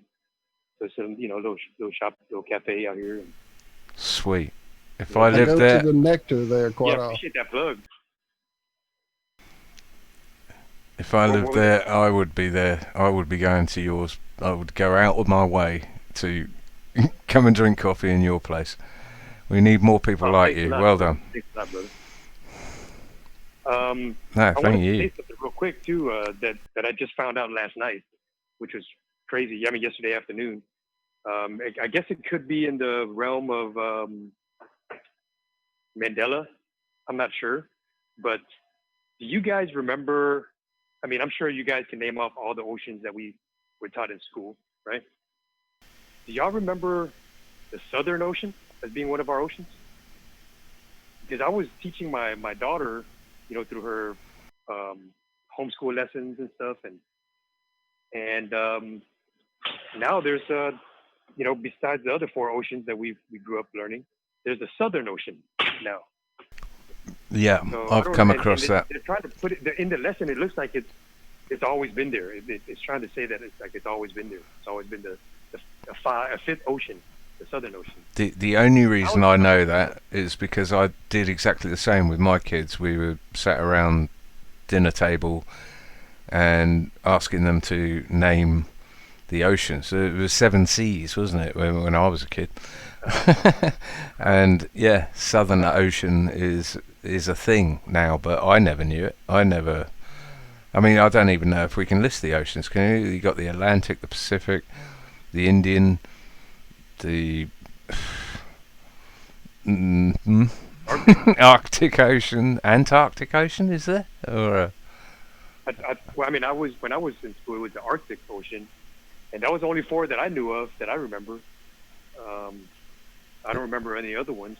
I mean, can we name the 7 seas? As far as like the Black Sea. I don't know. I can't name the 7 seas. Maybe there's some other seas in there. But as far as like the China Sea, those places. South China Sea. The name of actual ocean, I just remember 4. Yeah, likewise. Atlantic, right? Indian, Pacific, and Arctic. Right? So now there's the Southern Ocean. I don't know if they're trying to pull one on us, or did they just add that on? But it seems like in the lesson, it seemed like it was supposed to. It looks like it's always been there. It's always been 5.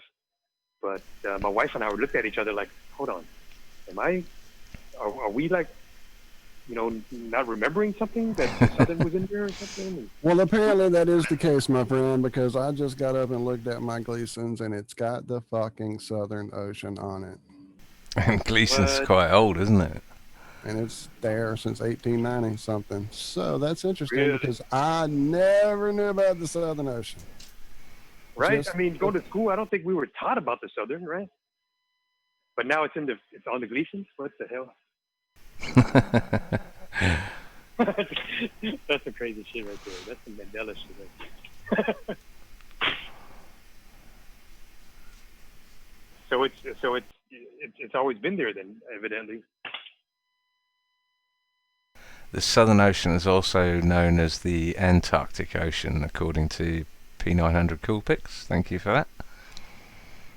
I'll have to go look up. This is exactly the reason I bought an Encyclopedia Britannica from, I think it was 1959 I got, because I wanted, it had to be prior to the moon landings. So I got... So you got the 1959 version? Is that the one that that has the dome, the 13,000 foot dome or something like that? I've not looked. That's 1958. I've not looked. I bought it, I think, in an auction for about 20 quid, because they go for less than toilet paper these days. Because I've actively been looking for that encyclopedia set that has that, and I've come close. I've got the year before maybe, or the year after or something, but I don't have the one that has it. Right, I don't know what year it was. 1958 version, but I wonder if your version has that statement of the dome in Antarctica. But even that, it would be cool to have that in your library. Well, I will look it up. What was it under? Antarctica, I presume. I guess. Yeah. There's a few channels out there that have they've had that. Yeah, I think that's where it is, John. I mean, as far as I'm aware, though, it's a bit sketchy, that quote, because a lot of the mountains or hill peaks or whatever are called something dome down there. So oh, you're right. Dome A, Dome B. Yeah, so they may. I don't know. I mean, whether they just sort of. It's ironic, that's for sure, but it's not conclusive for my likes, if that makes sense. Yeah. No, you totally make sense. It's bound. I have a buddy that he's a doctor, and once a year, or I think once a year, once every other year, he goes with the team that they send him to Antarctica, and there's a bunch of like National Geographic explorers or something down there that he goes. He says he goes right into this kind of like a base camp, and he's a doctor for these explorers and these people down there. But he doesn't really get out to do any exploring himself. They just kind of do like a little bit of kind of around the area, the campus that he's on. Yeah. Around there. And the campus that he stays at is called like Dome F, I think, or Dome E or something. And I'm like, and I was trying to, kind of pry at him a little bit. I'm like, so they call it Dome. I wonder why they call it Dome. And he's not a flat earther or anything, but I'm sure there's a Rockefeller dome or. He's like, oh, I don't know. I have no idea. I'm like, dude, you were in Antarctica, dude. That's freaking crazy. But yeah, I mean, and I was trying to pry at him and see, like, could you get out of there and go explore? He's like, oh no, no chance. Kid, you maybe die out there and shit. And, so he's been brainwashed like everyone else out there that thinks that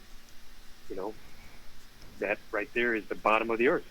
And yeah, it's a clever stunt they've pulled, because we can't prove it otherwise. It would be like having an outpost in the middle of the Gobi Desert, and saying, well, anyone can go off and explore all they want, but you'd have to bring your own supplies, your own transport, your own tents and heaters and all sorts. I mean, there's just, they have their bases in Antarctica, but you're not gonna just set off and go walking, because you're just gonna turn to ice most likely and never be seen again. So they've got it sewn up like a kipper, basically, absolutely sewn up. But I do like the dirigible idea, the what is it, the Zeppelin idea.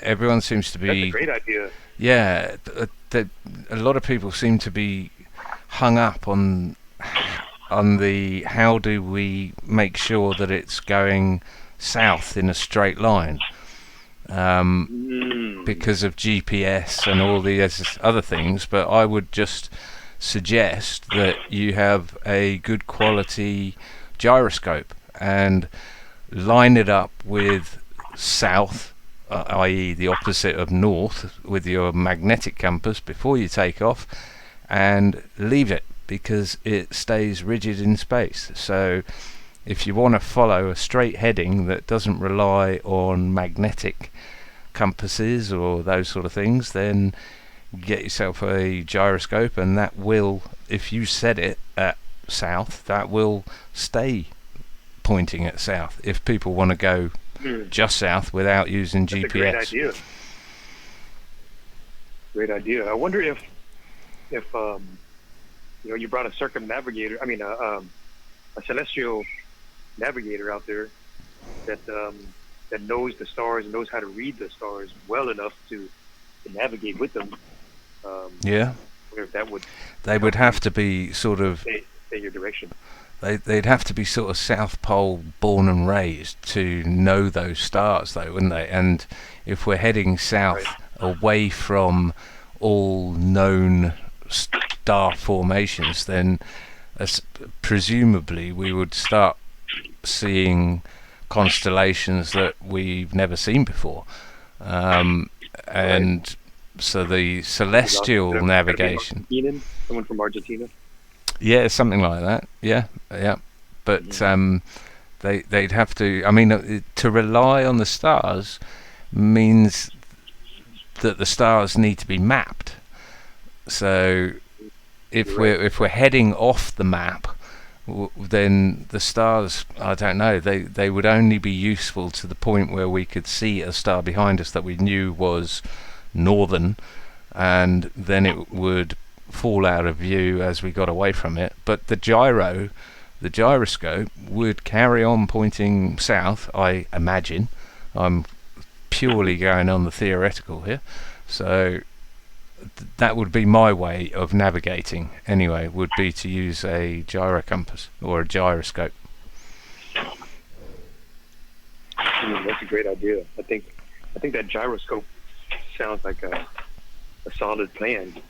Well, and the dirigible, And if you I mean, those you remember the Led Zeppelin or whatever, the Zeppelin, that thing, the giant one, yeah, I mean, surely that could have carried fuel that would take it, I don't know, 2,000-3,000 miles. I'm pulling figures off the top of my head here. It could be 10,000 miles with enough fuel on board to turn it around and come back.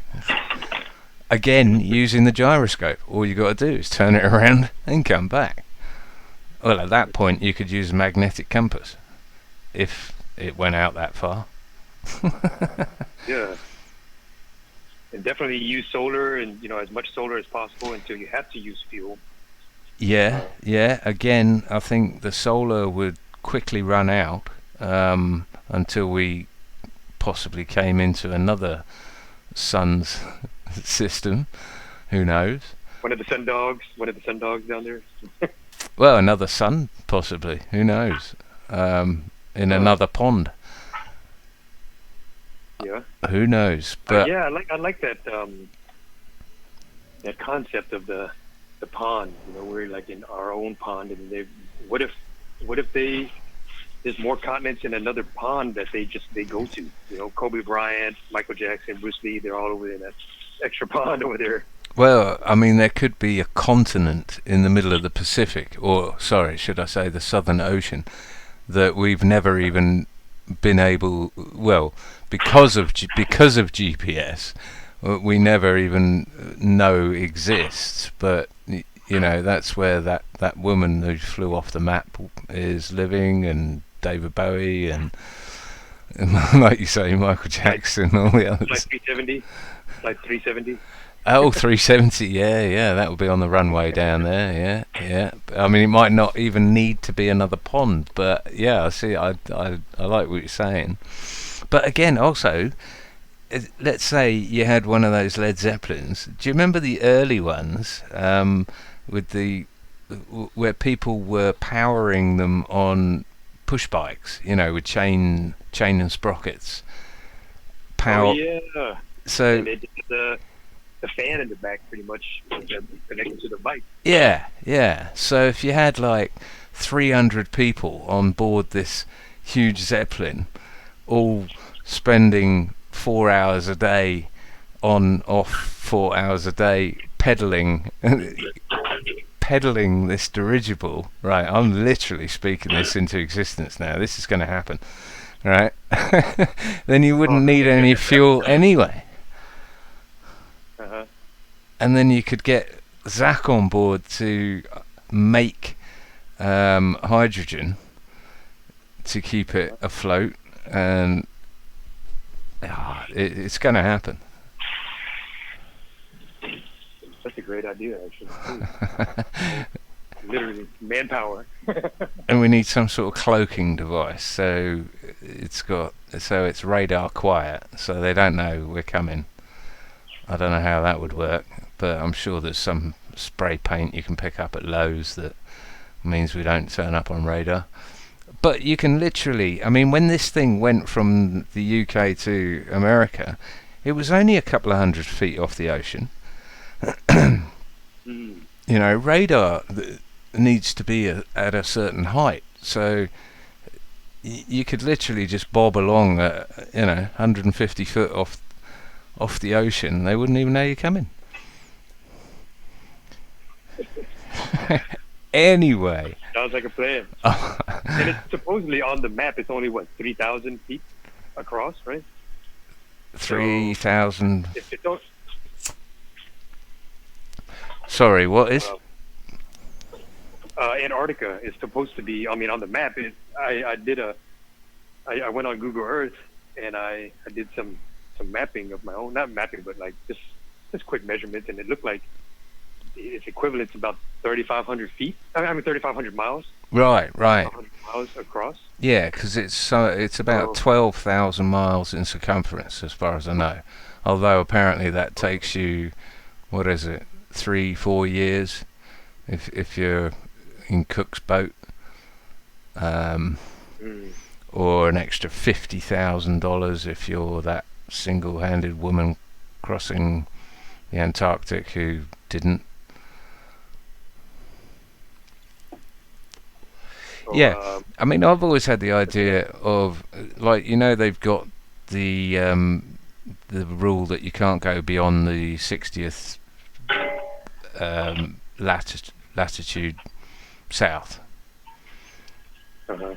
So why could you not get two planes taking off above 60 degree, let's say 55 degree latitude south, taking off in two different directions and flying around? Because if you're 55 degrees latitude south, then the circumference isn't going to be that much. It'll probably be, I don't know, 15,000 miles maybe. Set off two planes in opposite, one flying west, one flying east, and seeing how long it took until they went past each other. Because on a flat Earth, they probably would never see each other again. But on a ball Earth, they should see each other in, 12 hours? 6,000 miles? So they should come past each other in 12 hours on the ball at, say, 55 degrees latitude. But on the flat Earth, after 12 hours, they'd have gone 6,000 miles, and they would be probably further apart than when they took off. Right. That's another easy way. A great test to prove it, but like you said, you got to be cloaked. Well, no, because you're not breaking any rules doing this. You're not going beyond the 60 degree south latitude. You're allowed to use fuel. You're allowed to use, you can charter a plane. They don't even have to know anything about it. But that's a challenge for Wolfie 6020. Put your balls where your mouth are, and fund. You're offering 10 grand to put people on planes and this, that, and the other, and you can give shit away. Right. Yeah. So take off two planes from New Zealand, South New Zealand, and head off in different directions, and within 12 hours you should come past each other. If you don't, then your world is a lie. That's a good one. We need to tell Logan Paul to do it. Yeah. Any of these arseholes that think we live on a ball, to prove it. Because as yet, you've not proved anything. Ever. And speaking of Logan Paul, did y'all already have that feeling about that asshole before he was at? Yeah, I think most people did. Know that? I'd never actually heard of him, to be fair, but yeah, it's like the BBC ringing you up wanting an interview. Are they really going to give you a fair shout? Are they really going to? No, of course they're not. Yeah, I can just feel it from all his. He's an actor. He felt slimy. He just felt slimy. Say that again. The whole time he was videoing there, he felt just slimy. That's all that kept coming through, and the fakeness of it just kept pushing through, especially with his friend. The one who fell off the edge or what the fuck ever, that crap. That dude was even more fake. He was even more fake than Logan Paul. Oh yeah. The only reference or even knowledge I had of him, other than knowing he was a YouTuber because we're on YouTube, is the whole, like, when he went to the suicide forest in Japan, when that story came through, I saw it in my feed because we check news, so we know, talk about space crap or whatever on our radio show.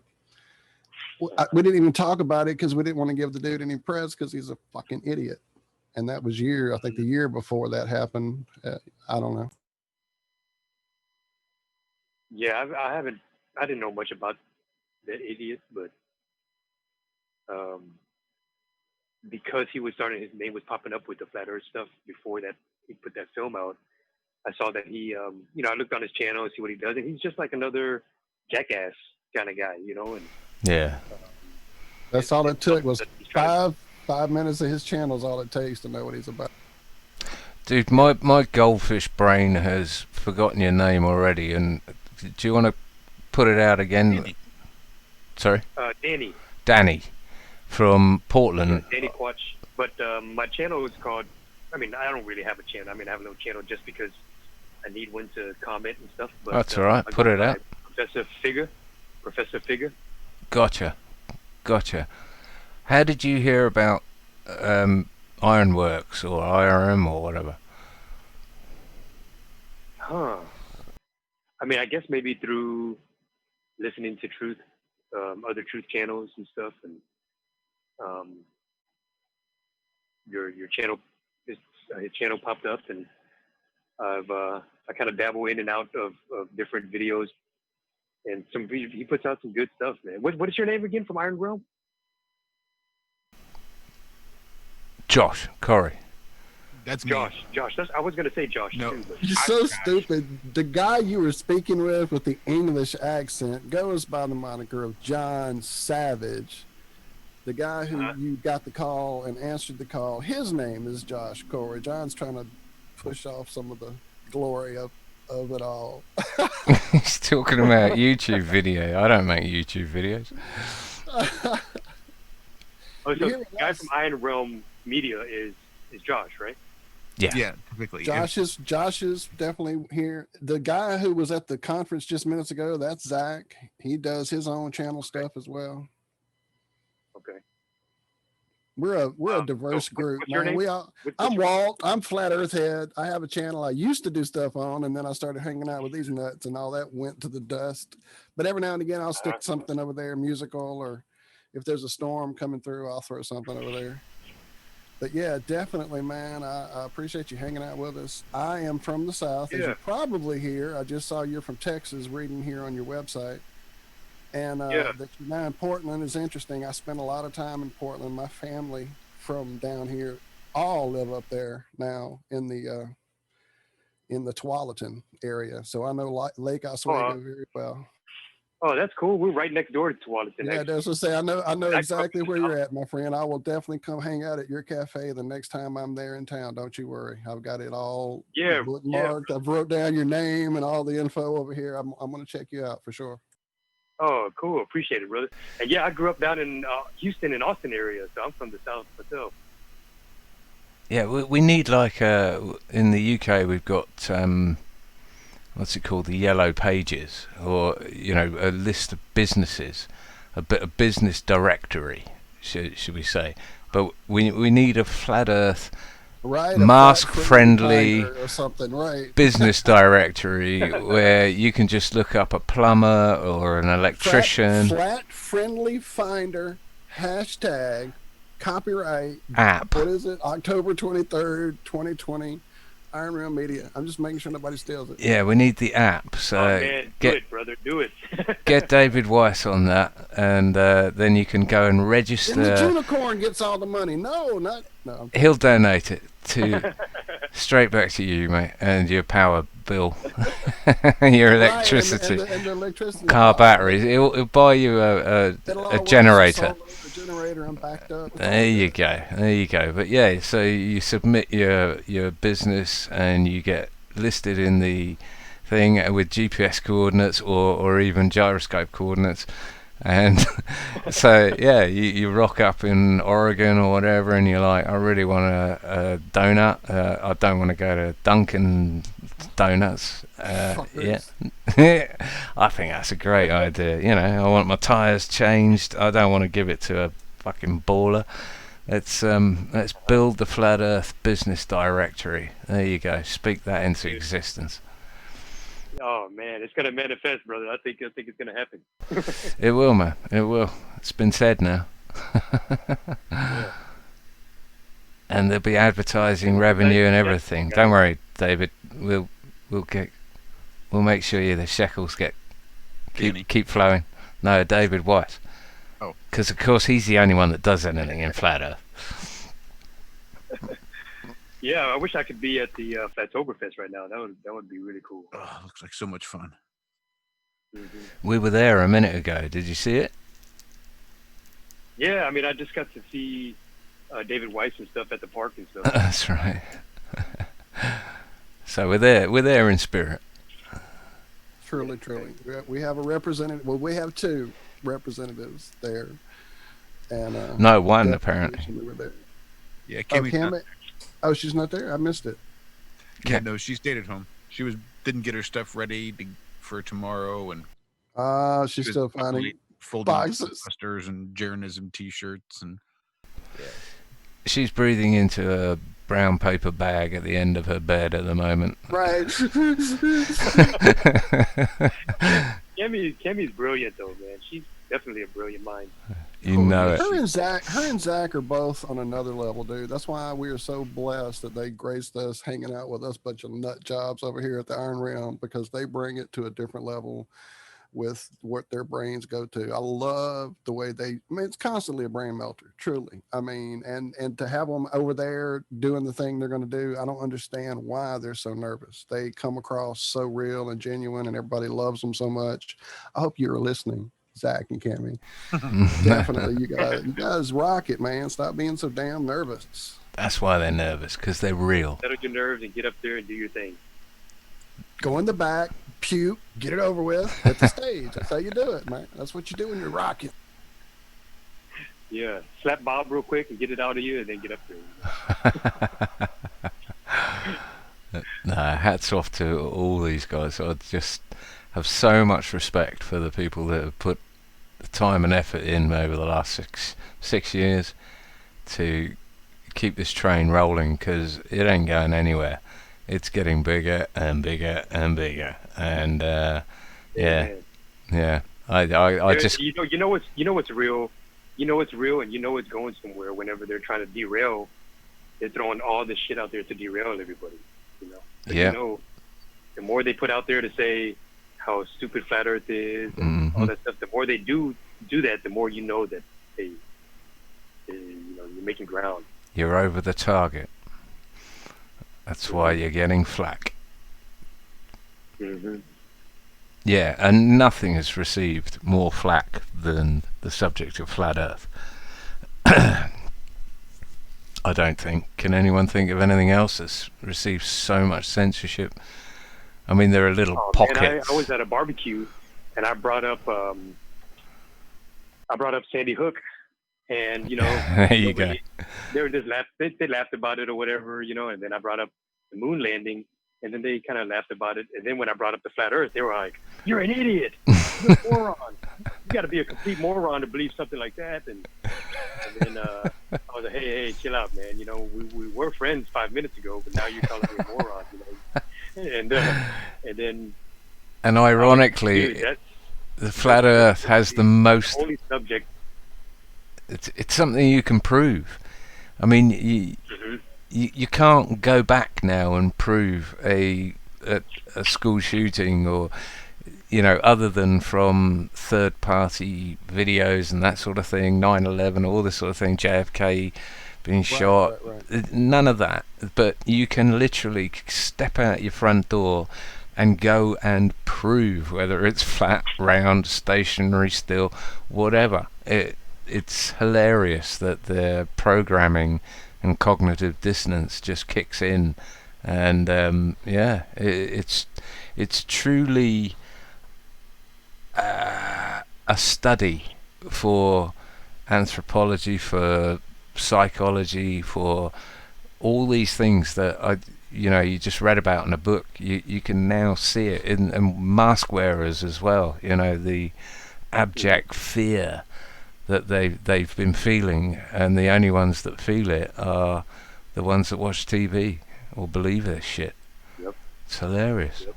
Well, it's, if it wasn't so crap.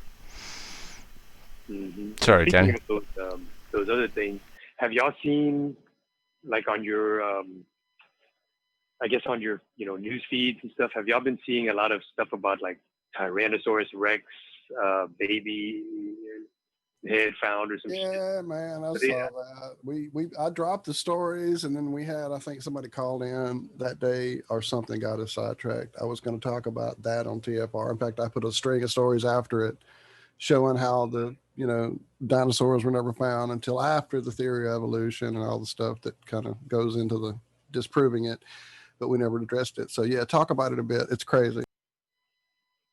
It's so stupid, man. I feel like they're always trying to show these paleontologists or whatever that, oh, they found this and they found that. Well, they talk about they found this with Tyrannosaurus Rex feed. I don't know if it's a fetus or an infant or whatever, but it's the size of a mouse or a rat or something.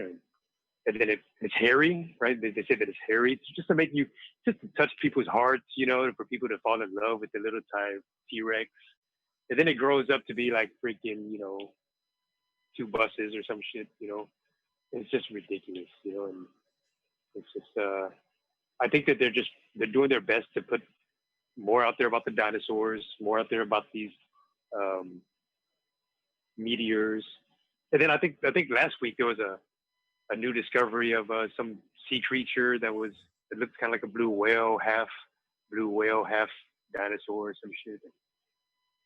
They just keep on putting these out there, on the news feeds every now and again. And people read it and they just kind of, oh wow, They repeat it just as if they're saying, oh, you see the Tesla convertible in space, it's by Mars now. And they talk about it as if it's so true, and you're just like, what the hell? Yeah, they like to double down. It's like a baller. They literally cannot admit even one argument without having to question their whole paradigm.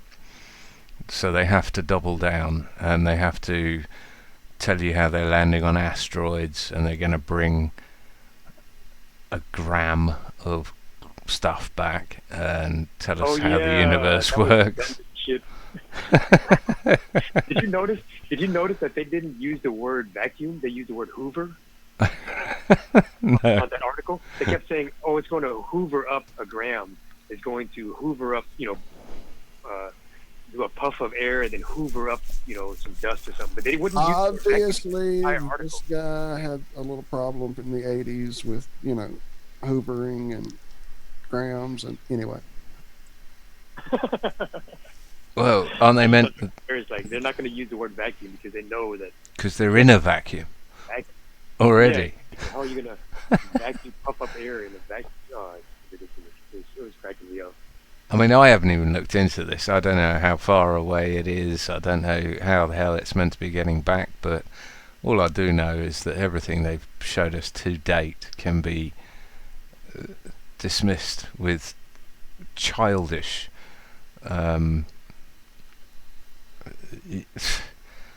I can't even work out what I'm saying. I need coffee, don't I? I need to get over to your cafe, get myself some mask-free coffee. Who was that talking about that cold brew earlier? That was Walt.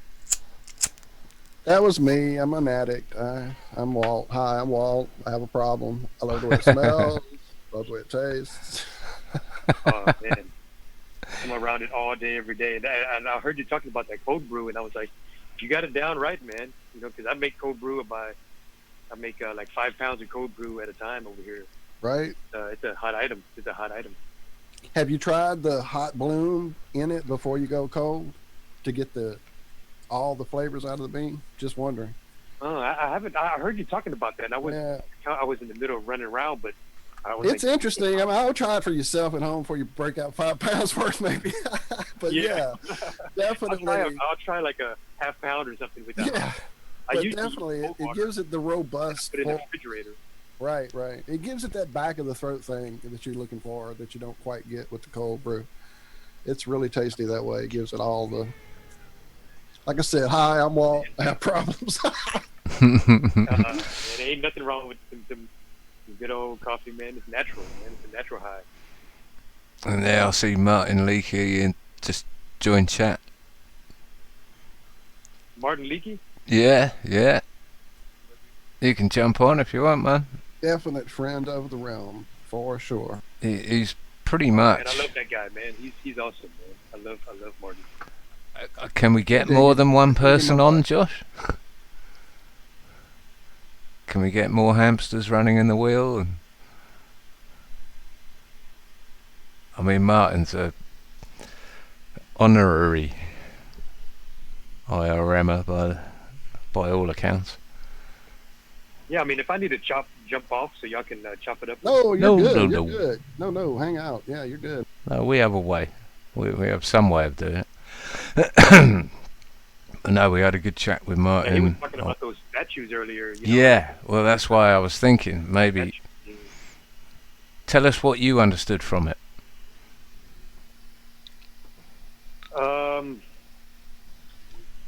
I don't know. I mean, it kind of reminds me of how they were talking about. You know, remember the with the myth of Medusa making people turn into stone. Mm-hmm. When you look at her or whatever, it kind of reminded me of that. You know, like I don't know wherever that myth came from. What if there's some kind of truth to that, where they can actually encapsulate people in stone? Turn you to stone, yeah. Medusa crazy, came yeah, up so- on Wednesday, actually, wasn't it? Excuse me. How he was pulling. I mean, some of those statues look so like the pinching of the skin and stuff that looks so real, you know. And I don't know. I was like, so why are all these old Greek statues, you know, the male figures, why do they have like tiny little Peters, you know? Steroids, I imagine. Yeah, they don't do themselves any favours, do they? You think if you're going to cast yourself in marble, you'd get a schlong like, what's his name? Matt Powell.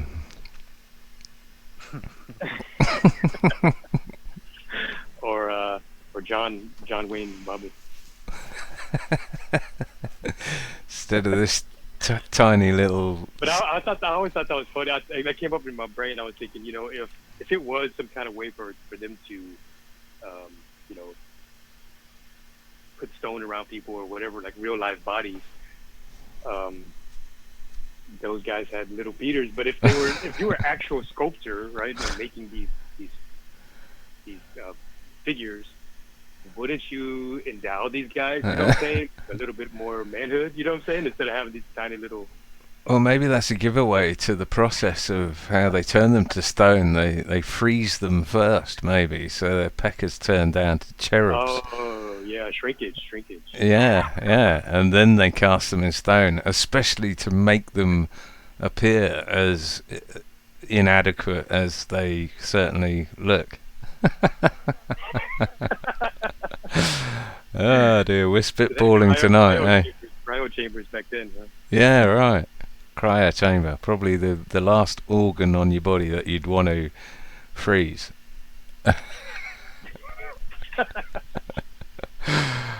Anywho. Well, I know some of those pictures they show. Now I say I watch so much stuff late at night, and I'm kind of like John at that point. I'm pretty much guppy, and it resets, and I'm like, what did I see? And go back through my history and go, oh yeah. But I think it was one of the channels that shows a lot of the giants of the earth. It's like giant pictures of mountains and elephant islands and just crazy stuff that looks like that could be real. I'm sorry? Richard Lopez? Is that it? Could be. Well, it's one of those channels that just kind of shows it but doesn't talk about it. It's just playing all the time. One of those 24-hour channels that comes on after I'm watching stuff, and my stuff just goes to it because it's one of my channels I watch a lot, I guess. Anyway, I wake up in the chair and it's playing literally. And so one of those that didn't explain the pictures showed like the giant statues that are lined up in like in Egypt and the areas around the temples and stuff, and they had one broken open that had fallen, and it was like a mummy inside it. Am I remembering that right, or is that just a Photoshop bullshit picture, or does anyone have a clue what I'm talking about? I bet Martin does. Where's Martin? Get him in here. Martin, help me, save me. It's probably ancient aliens or something, or a Mandela effect. Martin, Yeah, we know Martin. he would know. He would know about that for sure. If not, he'd certainly have an opinion that would be interesting.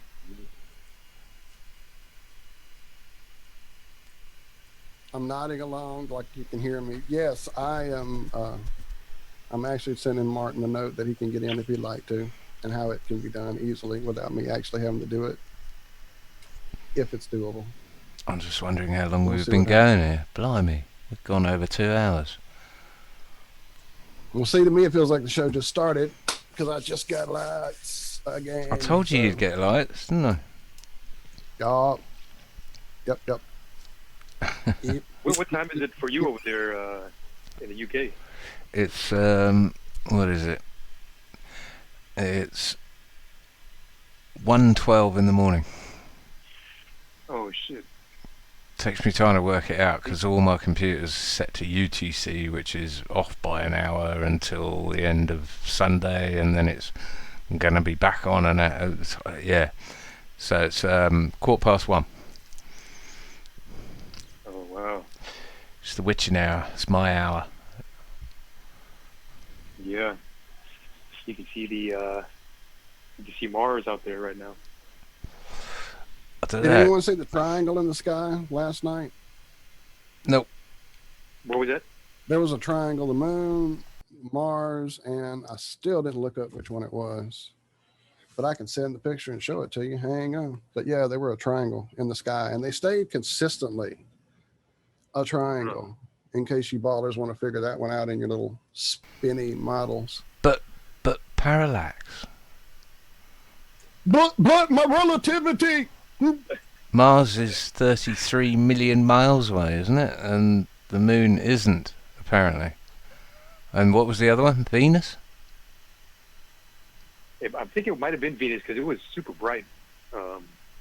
But I thought Venus only was available to us immediately after sunset or immediately before sunrise because of its orbit. And I'm just being stupid. And it's exactly the same size as us, remember, because someone Elliptical said so. Orbits, man, come on. Someone said so once. Just looked it up, saw a spot in the sky, and said, "That's the size of Earth." Don't you know? Josh, drop Martin a link because I'm struggling here just keeping what I have going, please, sir. Will do.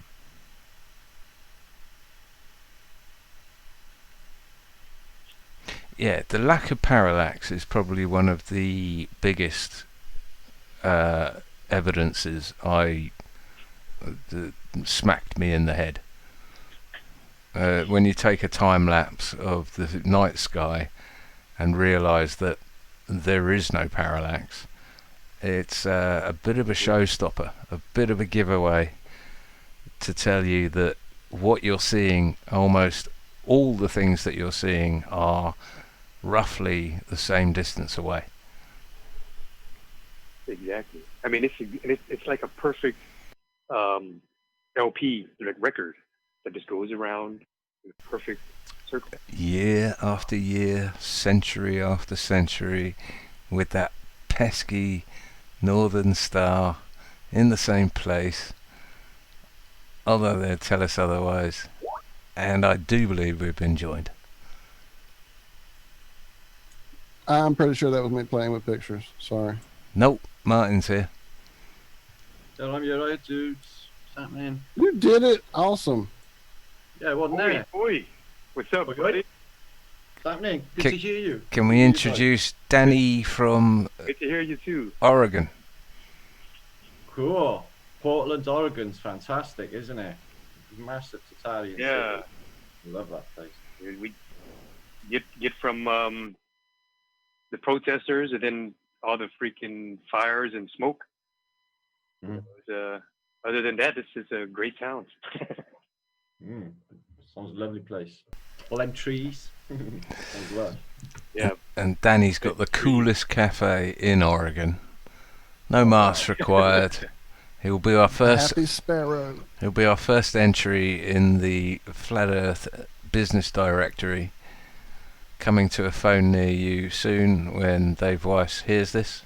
No, I copyrighted it already. Okay. Anyway, Martin, I was in your chat earlier for a minute before I had to get over here with these. Oh, I missed you. Sorry, Walt. I know, it's cool, for dude. You've got a handful going over there when you're premiering, and it was about the time I saw airships, and I was kind of saying hey to folks in chat, and then power blinking, and then boom, I was here. So, on the phone trying to do a show. What is going on with these statues? Do you have a clue about the ones I mentioned with the mummies inside the Egyptian statues? Have you seen those pictures? Are those real? Some of them are. I just feel that they've left the code, and it's, you know, with the Gorgon, you know, and it's down to this one certain image called Mirrors of the Past, Safeguarding Our Future, where it shows that everyone is affected with serpents and looks like the Gorgon. Well, serpents is EM, isn't it? Electromagnetic charge. So, you know, I think that, you know, if you look at the Gorgon, you're going to turn to stone and petrify. So I think they laid the clues down that, you know, in a whatever plasma discharge event or whatever happens, you know, the flash of the eagle, so to speak, is what they're showing us with Zeus, etc. Is it causes petrification, where everyone turns to stone. So what they show for Sodom and Gomorrah is laid down in Greek mythology, as I said, with Medusa. And, you know, I just feel that they are sick enough that, you know, because of this, you know, they were using mummies, you know, for train fuel in the past, in the Victorian era. Just chucking them in, like, because they had so many. But there's only a small hatch. So I feel, because some of these x-rays are showed infants, one in a, particularly in a lion. So I thought, would they be sick enough if, like, because then I started to think about orphan trains, and I thought, oh, no, hang on a minute. It's just, oh, man. We talked about this on Wednesday, man, and like I said, they've got a finger down the street at the church in a box, so I wouldn't doubt a baby on every corner. Why not? Oh, man. It's very sinister. Yeah. So I think there's you know, something in it where, if you think about it, right, well, if it was like, if it wasn't an act of nature or have you, or it was a punishment or something to, you know, to petrify a human being in a statue so that they could be looked at for centuries. What an incredible punishment to be trapped like that, you know, the souls and everything. It is one messed up thing. And I feel they do it. I think they do it with waxworks too. It's a Phoenician trait. I think it's laid down in the coding as well that they do this shit.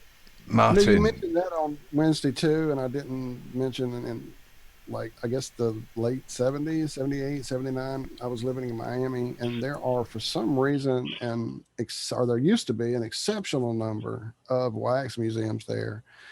And my mom had a fascination with it and wanted to go to them. And dude, all they did was creep me out. The vibe, not just looking at these things. I wanted to see Frankenstein. I wanted to see, but the energy in there was just like, oh, get me the fuck out of here. Yeah, get me out. I felt exactly the same. It's some evil spirits up in there for sure. Yeah. And that was probably the novelty behind it all, is, you know, you get this epic creepiness that's because of what's going on with them that you don't know. And that would be them gloating and their, you know, and their duper's delight, you know, because I feel that that's sick. You know how they run their cult and the stuff they get up to. That would be just a trait, you know? So I feel they might do that. I think statues are a big clue, because some of these Beninis are impossible art. You can't chisel eyelashes. You can't replicate lace and the clutching of material. This is not really, you know, doable in our reality. Something else is clearly going on, guys, you know? We can just now barely 3D print stuff like that doesn't look all weird and liney and crappy. And it's not right yet. It's not even hardly there yet, unless you've got the gazillion-dollar machine I haven't seen yet. But yeah, it's pretty crazy, some of that statuary. It's the mathematical possibility of not messing up as well, because all of these flawless pieces, there's no room for any error whatsoever. You chisel off a tiny bit too much. You got to start from scratch. What? Mhm. You get hair in the air, separated strands of stone, guys. This, and everyone jumps straight away to 3D printing. But Mhm. I'm thinking because there's overwhelmingly with these veils, and they keep going on about the veil all the time, and Armstrong saying the lifting of the veil, and they keep showing the veil all of the time, even in the Wizard of Oz. I'm thinking, you see these like shrink wrapped, overwhelming veil statues, where it's just shrink wrapped to their face, and Yep. they look Yep. like they've been caught in a moment, like where this. And Mhm. so I think there's an unknown technology, and I think this cloth might have something to do with it. It could be like softening them, vibration, solidifying them first and then softening them because they're really smooth and stuff. It's like they're flawless, aren't they? Flawless art. So yeah, it's my Yeah, the one with the pinching of the like squeezing of the thigh when you saw the flesh moving, like it was squeezing. That, yeah, and the fight was- going in. that- It's just try and conceive that in your mind. You even get the fingernails with dirt in them, and they look so lifelike. It's just a shame. And some of these waxworks as well from Madame Tussauds, they are looking at you. They are really, really creepy. Oh man, they're creepy. I had a friend go to the Ripley's Believe It or Not place or something, and they had all these wax figures in there, and I mean, they look so real that telling you, so real. I mean, so real. I mean, it's like the Michael Jackson, the Jack Nicholson, and stuff. But maybe that's what happens when your career's over. Like if you're Amy Winehouse or somebody, you end up in the waxworks. Oh, they're the real person. That looks like Michael Jackson. Yeah, it is Michael Jackson. It's one of his I clones. wonder if the cities that have the concentrations of these waxworks museums, because they're not everywhere. I mean, you would think in a place like New Orleans, which is really focused on occult and voodoo and all that, there would be wax museums. There aren't. There was a Ripley's Museum here before Katrina wiped it out and it never came back. But I don't remember there being wax museums. I could be wrong. You could Google one right now that I don't know about. But I would go to it if it was there. But like I said, I remember, I'm looking up the ones in Miami now, and I can see at least 2, maybe 3. There's the one in Hollywood. There's the one in Miami. There's the House of Wax, the Miami Wax Museum. Yeah, they're all over the place in Miami. So I wonder if it's tied into that idea of the grid work being the computer board, and those areas need more whatever the fuck evil shit bones give you. Well, chat is crying out, wanting to know whether the theory of them being frozen before they're turned to stone would account for the tiny pecker syndrome. No, well, I shrinkage is real. Ask George. No, it's a good question. Why is Greek art's penises so tiny? And I looked into it. There is a narrative out there. Apparently, they say that the Greek women or whatever thought that it was vulgar for anything to be too large. Now, I'm not buying that. Something else clearly going on. Nuns. I don't know, or maybe it's just the dodgy Vatican. But on a more serious question, hold on, let me find it. Oh, bollocks. Lost it. There was a question for you, Martin. Earlier Liz was asking, yes, Martin, that's the one. Are you pretty sure there's a reset coming? Well, no, she mentioned plasma something. I'm trying to find it now. Yeah, a plasma reset. I should have been more clear. I'm sorry. A plasma reset event type thing. What would a plasma reset event be and look like is what I'd like to know. Well, you won't be able to see it because you'd be blinded if you looked. Would it be like the moon wave? In waves. The lunar wave? The lunar wave? Ripples. Like the serpent. The serpent is a waveform that travels through this place, like a ripple, which is a vitrification, cause mud floods, volcanoes, earthquakes, and the ground just opens up and cities can just sink and swallow. I've got loads of narratives of this happening. Just look into Port Royal, the wickedest city on earth. This place was massive and one of the richest ports on earth. And it shudders one day, as they say it's built on a sand spit, which seems a ridiculous place to build an Italian city. I know. Off of Kingston, Jamaica. And the whole city literally disappeared into the ground, like massive buildings.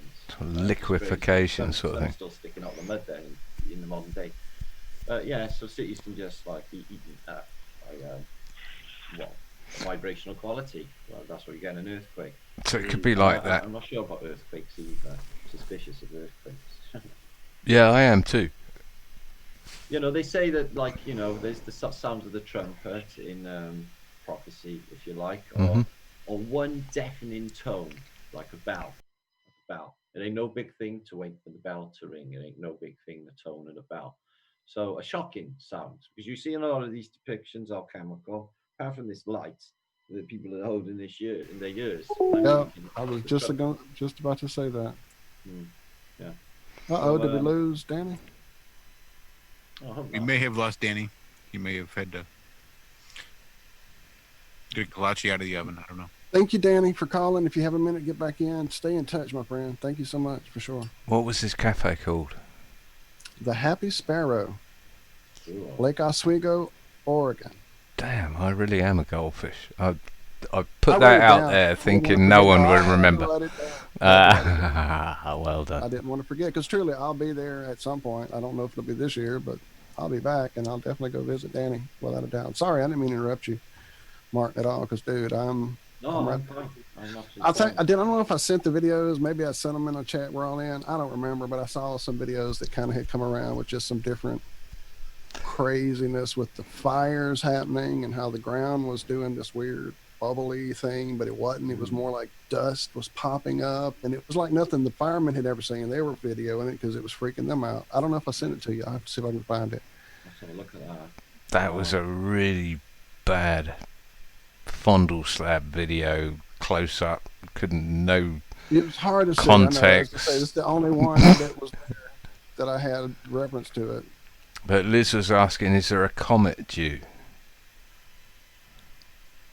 I don't know. And I don't know any of it, guys. I'm completely lost at this stage. I just instinctively know that there's nothing happening. There's nothing happening with any virus. There's less people dying than ever. This is all bullshit. There's something else clearly going on. And, you know, my spidey senses are tingling every day and getting strange flashes, strange dreams, and getting shivers constantly. It really does feel like we're in an apocalyptic time, guys, okay? So going on that, and going on what I've learned and what I've been telling everyone about for a couple of years now, for a few years, and what I've decoded, the terrifying truth of it all, then I'd probably have to go with that, guys. But have I had any message from the Most High? Well, yeah, more or less. I'm doing what I'm supposed to be doing, which is like building an act, which is like a barrier for people to get out. And whatever else that drives me when the Most High tells me, which I'm waiting for. I'm waiting for instruction. A lot of people having weird dreams. Freaky as fuck. Make no sense. A lot of them. I'm recurring as well. I never have dreams, but I'm sure it has. The last 2 weeks have been vivid dreams. It's this shit going down as well. It's bound to mess with our dreams, guys, you know, because, you know, when you realistically sit and have a think about what's happened, it's just some mind splat, isn't it? Well, 12 months ago, if anyone mentioned anything that's going on now, they would be stoned as lunatics. I'm telling you, Savage. They'd be Next sectioned. match, when they'd be celebrating, you know, this is our first year into COVID. Everyone will so forget how the world used to be by then, because you know how people's memories are. Yeah. You know? And they'll push this shit out as long as they can possibly manage it, unless something bigger is afoot and there's a reset. Well, the only way you can, not the only way, but the non-violent, easiest way to tackle this is through law.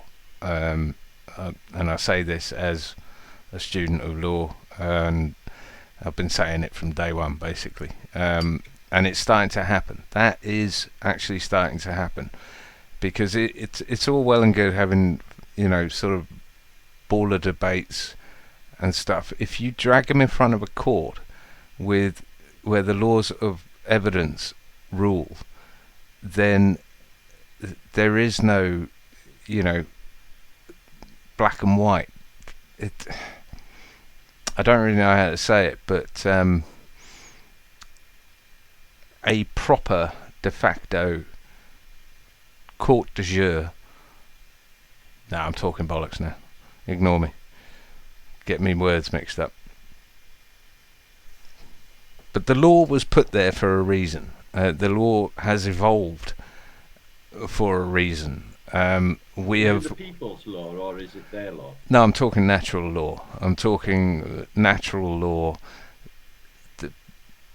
Long before I'm courts. just wondering, like, you know, I just can't see him ever being held accountable. This is like the Chilcot inquiry, isn't it? 'Cause, Well, you know, you've that's got why it's an every inquiry. country up as war criminals and like psychopaths and murderers. Yeah. And you know, the way I see it is, it's their court.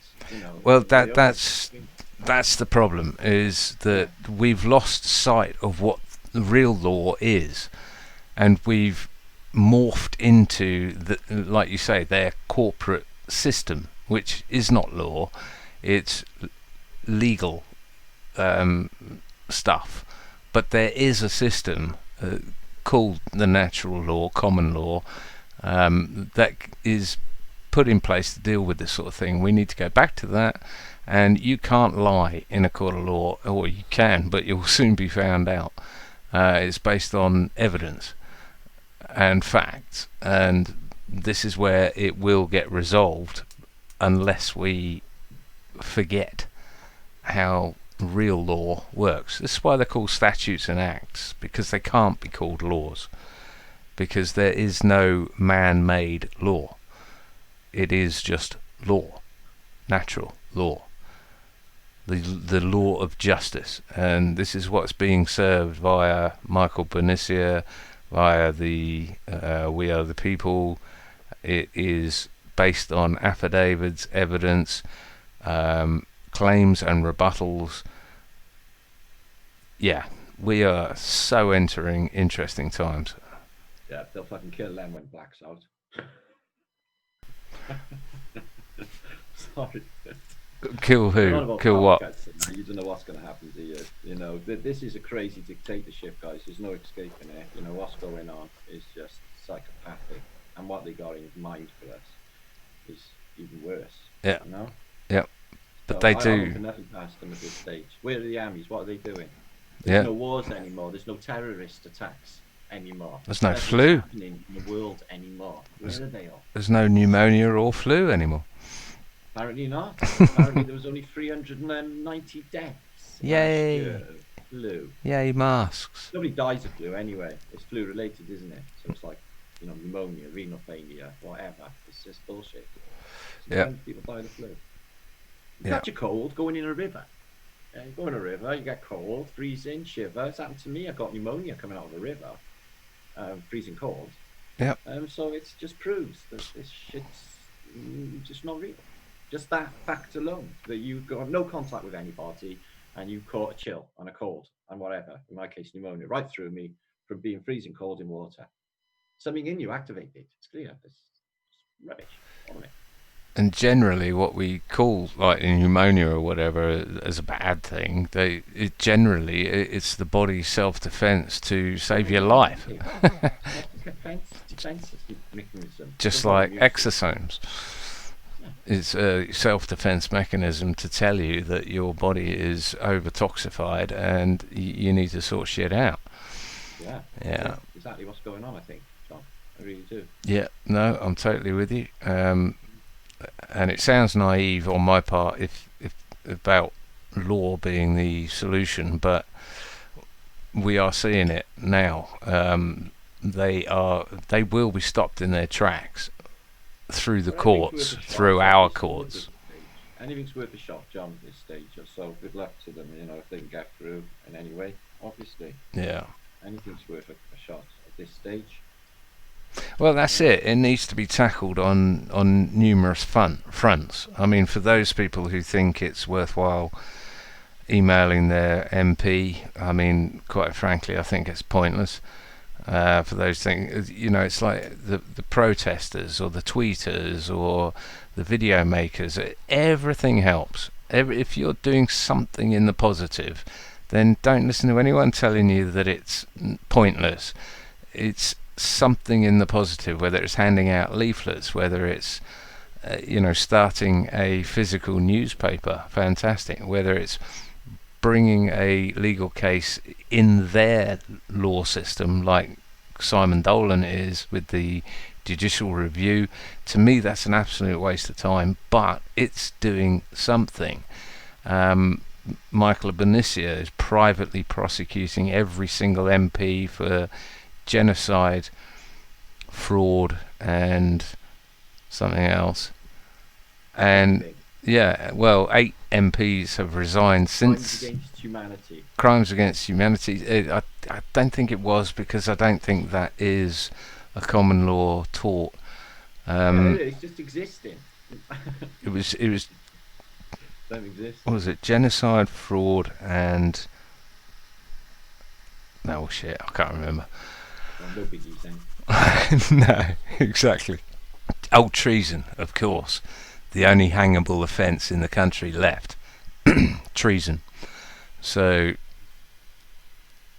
yeah. They might backtrack on all this anyway. They might look, there's whispers of exit strategies, but they might just say, "Oh, we think we'll just stop it all now and go back to life." Sweden, and use Sweden as an example.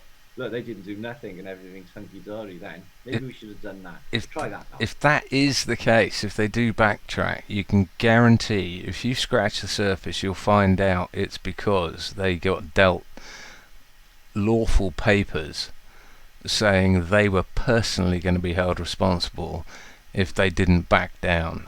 8 MPs have resigned since they've all been noticed that they're going to be prosecuted privately, which is unheard of in this country, because this is old law, private prosecutions. And later, you're going to be in it, type of thing. Yeah, well, they're all too late, because none of them back down, so they're all going to hit the chopping block. It's just what degree they get chopped is up to them. But anyway, on that note, we are knocking on 2.5 hours, and I'm going to have to get out of here because... How long have you been on? Oh, I missed you. 2.5. That's like lightweight. We got Martin here. We just had an amazing call from Danny from Oswego. Man, I know. I've got a sell by date. I've got a use by date that has just ticked past. Right. I should know that the AI. Raining, John. You'll know. I was going to come on tonight and just sit on mute because I was in a foul mood. Luckily it's not raining, so I'm not in a foul mood. But I was just going to sit on mute, and I've gabbed like there's nothing else tonight. Don't be sad, John. Don't be sad. Watch a Planet British vlog. They're hilarious. You laugh all the way. Well, that's where I'm going now. Stick a link in the chat. No, I'm joking. Take it easy, guys. It's been emotional. Don't cry, John. It's like therapy, I'm telling you. I was just going to say, I'm telling you, you should stay, dude. It'll help you get it all out, and you'll feel so much better in the morning. We meet here every week, John. Welcome to the group. We're glad to have you here. The coffee's. My name's John Savage, and I'm a serial negativity person. No, I'm not going anywhere. I'm just going to stop yabbing. Negativity's no good, man. I like to hang around positive people, man. Exactly. Positive and like brings abundance. You hang around with neggy fats, everything just goes to poo. You don't be doing that. I'm muting up. No, tonight already, Martin. We've got dirigibles going to the South Pole and beyond. We've got drones or chartered planes proving the flat Earth or the ball Earth. All we've got to do is set them off on the south latitude lines. What else did we come up with tonight? Oh, we got the business directory that David Weiss is going to. No, why are you trying to give my shit to because the unicorn? he will make it happen. Oh. He will make it happen. You see if I don't make this app tomorrow. You watch, and they will come. So there we go, and we got the coolest cafe in Oregon. If Happy people Sparrow, Lake Oswego. We will try our best to get the link into the show description. any flat I'm looking at earther you, in Josh. Oregon, they should be queuing up outside that place tomorrow, buying Josh, shares in it. I want to go there. I met a handful back in, was that 2018, 2017? When did we go to that Flat Earth meetup out there? I met Daryl. I met a few amazing I remember people. the Oregon meet. Yeah. Carolyn Gutman Day, got to give her a big hug. You met her, Carolyn, did you? Yes, that's where I met her. She Wow, was she's a smart lady, isn't she? pretty powerful lady. Yes, you could Yeah, feel the energy. She helped get things done for the sign, and yeah, she was. Yeah, I'd like to well, get her on the show, but I've she seen the just keeps. photographs. She sent me a couple of photographs of them that I meet in some Want to get her restaurant. on here, but we just maybe we can get her to get on the bitches brew. That's what we'll do. We'll get the female energy, and that'll get her over here. Yeah, she knows loads of stuff. She's really smart.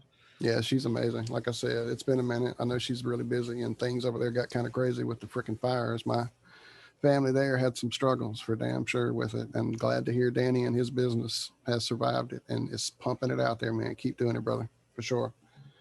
Definitely. So on a final note, if anyone out there has a business or knows a business that they would like to add to the real world business directory coming to an app near you, then let us know. We need to know the people that are standing up against this bullshit, who don't require masks, who aren't going to make you feel awkward, who deserve your money. That's what talks. Your money counts. Spend it in the right place. If you know of a shop or a business that needs to be in that directory, then email Walt at facebone777@gmail.com.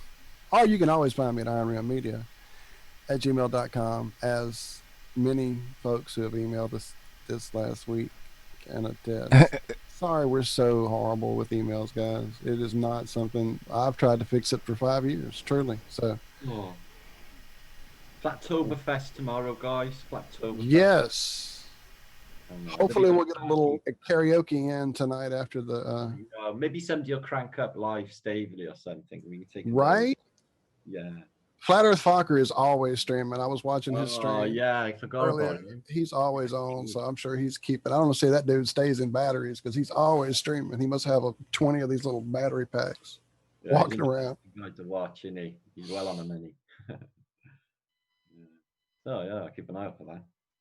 Actually, it's getting late though. You ready to go too, brother? We can knock it down. We've had a great show that turned into more than great with the amazing people that hopped on and called. And thank you so much. You know, you're always here, man. You're an Iron Realm. You just where to hang around. You can't get away. What? I'm sorry. My friends, my peeps, my friends. That's it, dude. We love you and thank you so much. Thanks, Walt. Love you too, mate. Oh. Truly. And I know, like you said, things right now are pretty crazy, and to hear you talk about it in such a crazy, it's not just hear some crazy information, deal with it, but to come at it with the heart you bring to it, dude. That's what makes it amazing. And what you're doing with trying to gather like-minded souls together. I'm sending it lots of love and hoping it works out for all of us, because we need some next level to carry through this thing, not just what they've got planned. It's going to be epic. Be excited. I just Best don't get apocalypse ever. Because the thing is, we don't even know what life is. You know, everyone's worried about death. We could be all dead already. It could be simulation. We don't even know what's going on. So there's no point worrying about anything. I just live in the now and just think, fuck it. There's no point thinking about anything really. I worry about different stuff. Nothing about anything to do with any of that. That's for sure. People stuff. Yep. Keep doing it, man. Like I said, just the love, the heart, seeing you out and about with the fam, with the son, and just brother. Just always the love comes out, and I feel it and appreciate it and send it back. Yeah, I felt it tonight in the chat. In my chat feed was a lot of love there, man. Everyone was so happy. You know, what I don't like is people in the community, the troopers community. I just hate the thought of them left there alone with this lockdown, and it must be just awful. So I'm like, warming them into the community. We're all here. Exactly. There's loads of chat feeds going. Exactly. We all know one another. We're all cool. You're going to be safe. and try to just, so they're not alone out there. So try that. Truly, that's really, I mean, that's what it's about to us too, man. I mean, like tonight, Danny calling in, last week, Joe calling in, people who are feeling that this is really a homey place you can come and hang out. And that's beautiful. And I thank you for sharing it with us. Truly, Martin. Thank you. It's a magical thing, though. I love it when it all comes together in a sweet moment. It's just like magic. Yep. Yeah, That's what's going to win, dude. That's what's going to beat their bullshit. Man, They can't beat this. How the fuck can they possibly beat this? Brother, our Kung Fu is strong. Our Kung Fu is so strong. Fucking A, dude. Flat Earth Dojo right here. Again, we apparently need to get our buddy James back on. Shout out. He's over there tomorrow. I don't know if he's there yet, but he's supposed to be over there at Flattoberfest, James True. So maybe I'll get him to hop in and give us an update at some point. See if I can pull some strings. We'll see. I don't see how strong the strings are. Best you can muscle your way in. Best Apocalypse ever just hit his digital downloads, so you can go buy that digital copy now before nice. Pre-order your signed hard copy. Fucking A. Fucking A. Speaking of books, plug before you go, brother.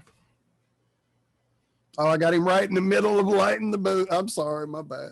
I didn't watch. I was talking and looking away. You plug all of it. All of it. Just plug. Plug books and shows. I only got a new book coming out soon, 50 Shades of Martin. That's going to be a killer. I'm going to love that one. That's the one I've been waiting on. Right, it's going to be a bestseller. You're going to love You this one. thought you knew all there was to know about flat Earth. Just you wait. The mud gets deep. Taking that mud out. Oh man, this is great. Love it. Love it. Oh yeah, so I got a book. I'm number 2. That should be a long, in the near future. It's just this bullshit stopping things. So it's the Holy Grail of our flat Earth. You get it on Amazon. You can get it on my website, flatearthbritishinfo.com, and there's literally tens of thousands of free books, free Mac collections, free art collections, everything you could imagine, all for free on my website. So check that out. One of the biggest free resources on the internet. Yeah, we've got 15,000 Vatican releases. It's just endless links into endless amounts of information, all free. flatearthbritishinfo.com. Thank you, my friend. Awesome. I know. And Bavaria as well. I got a website, Bavaria. Yes. So you can go on there. I'll approve it. There's hundreds on there. People are in discussion, setting up civilization. Like autodidactic Campbell, who's out in Australia. He's out by Perth.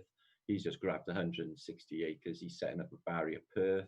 So that's 2 in Oz. This thing's opening up everywhere. And now I was there early on, really digging deep into it. And then as with a lot of things, it got on a back burner and I haven't been back in a while. So, but I'm loving what I saw then. And dude, hearing what you talk about it when I'm tuning into the shows and the streams, it's great. It's some alternative this ideas. Is what we need. Exactly. It's just great to read it. It's like, wow, I'm learning so much. And that's the sort of info I need as well. I don't know everything, especially about starting up an off-grid community. So this is what we're doing. Or communities.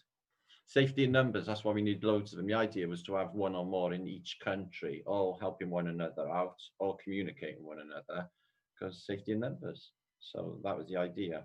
So there's got to be, so I'm going to keep pushing to get more of these. And everyone else is getting on board anyway. So it'll work. It'll work. Indeed it will. Thank you, my friend. Bavaria. I feel like I'm going to keep you hanging on if we don't shut this thing out. So I'm going to get going. I'm shattered. Yep. You've had a long day, sir. And then it's Saturday tomorrow. So Glad day. Oh, I'm so excited. I'll put another blog out. Yep. Thank you all again in chat. Mike. Oh, what? Lana is there at the park. She's arrived. She's made it. Thank you for letting us know. It was good to hear. And I hope maybe we can get you to pop on with us sometime. I don't know that we're going to go live tomorrow unless it works out that there is time for people to actually do that with us. So just keep your notifications here on the channel. If you haven't subbed, what are you doing with your life? And you should have that bell rung, even though, the tubes like to unring it for you, but just keep trying. Sometimes it works. Thank you so much, Danny from Happy Sparrow, for calling and hanging out and being part of the family. The family. We appreciate it, my friend. Truly, you have no clue. Hearing from people that are getting it and sharing it like you do. And like I said, I'm looking at the site frozen from earlier when Josh had it on the screen. We'll drop it in the show description here so people can find you. Martin, dude, stay slippery and muddy and awesome. Love you. Don't worry, I'm trouble to him. Don't worry about that. John Savage, you expired tub of, I don't know, I couldn't think of a British food, damn it. Spotted dick. There we go.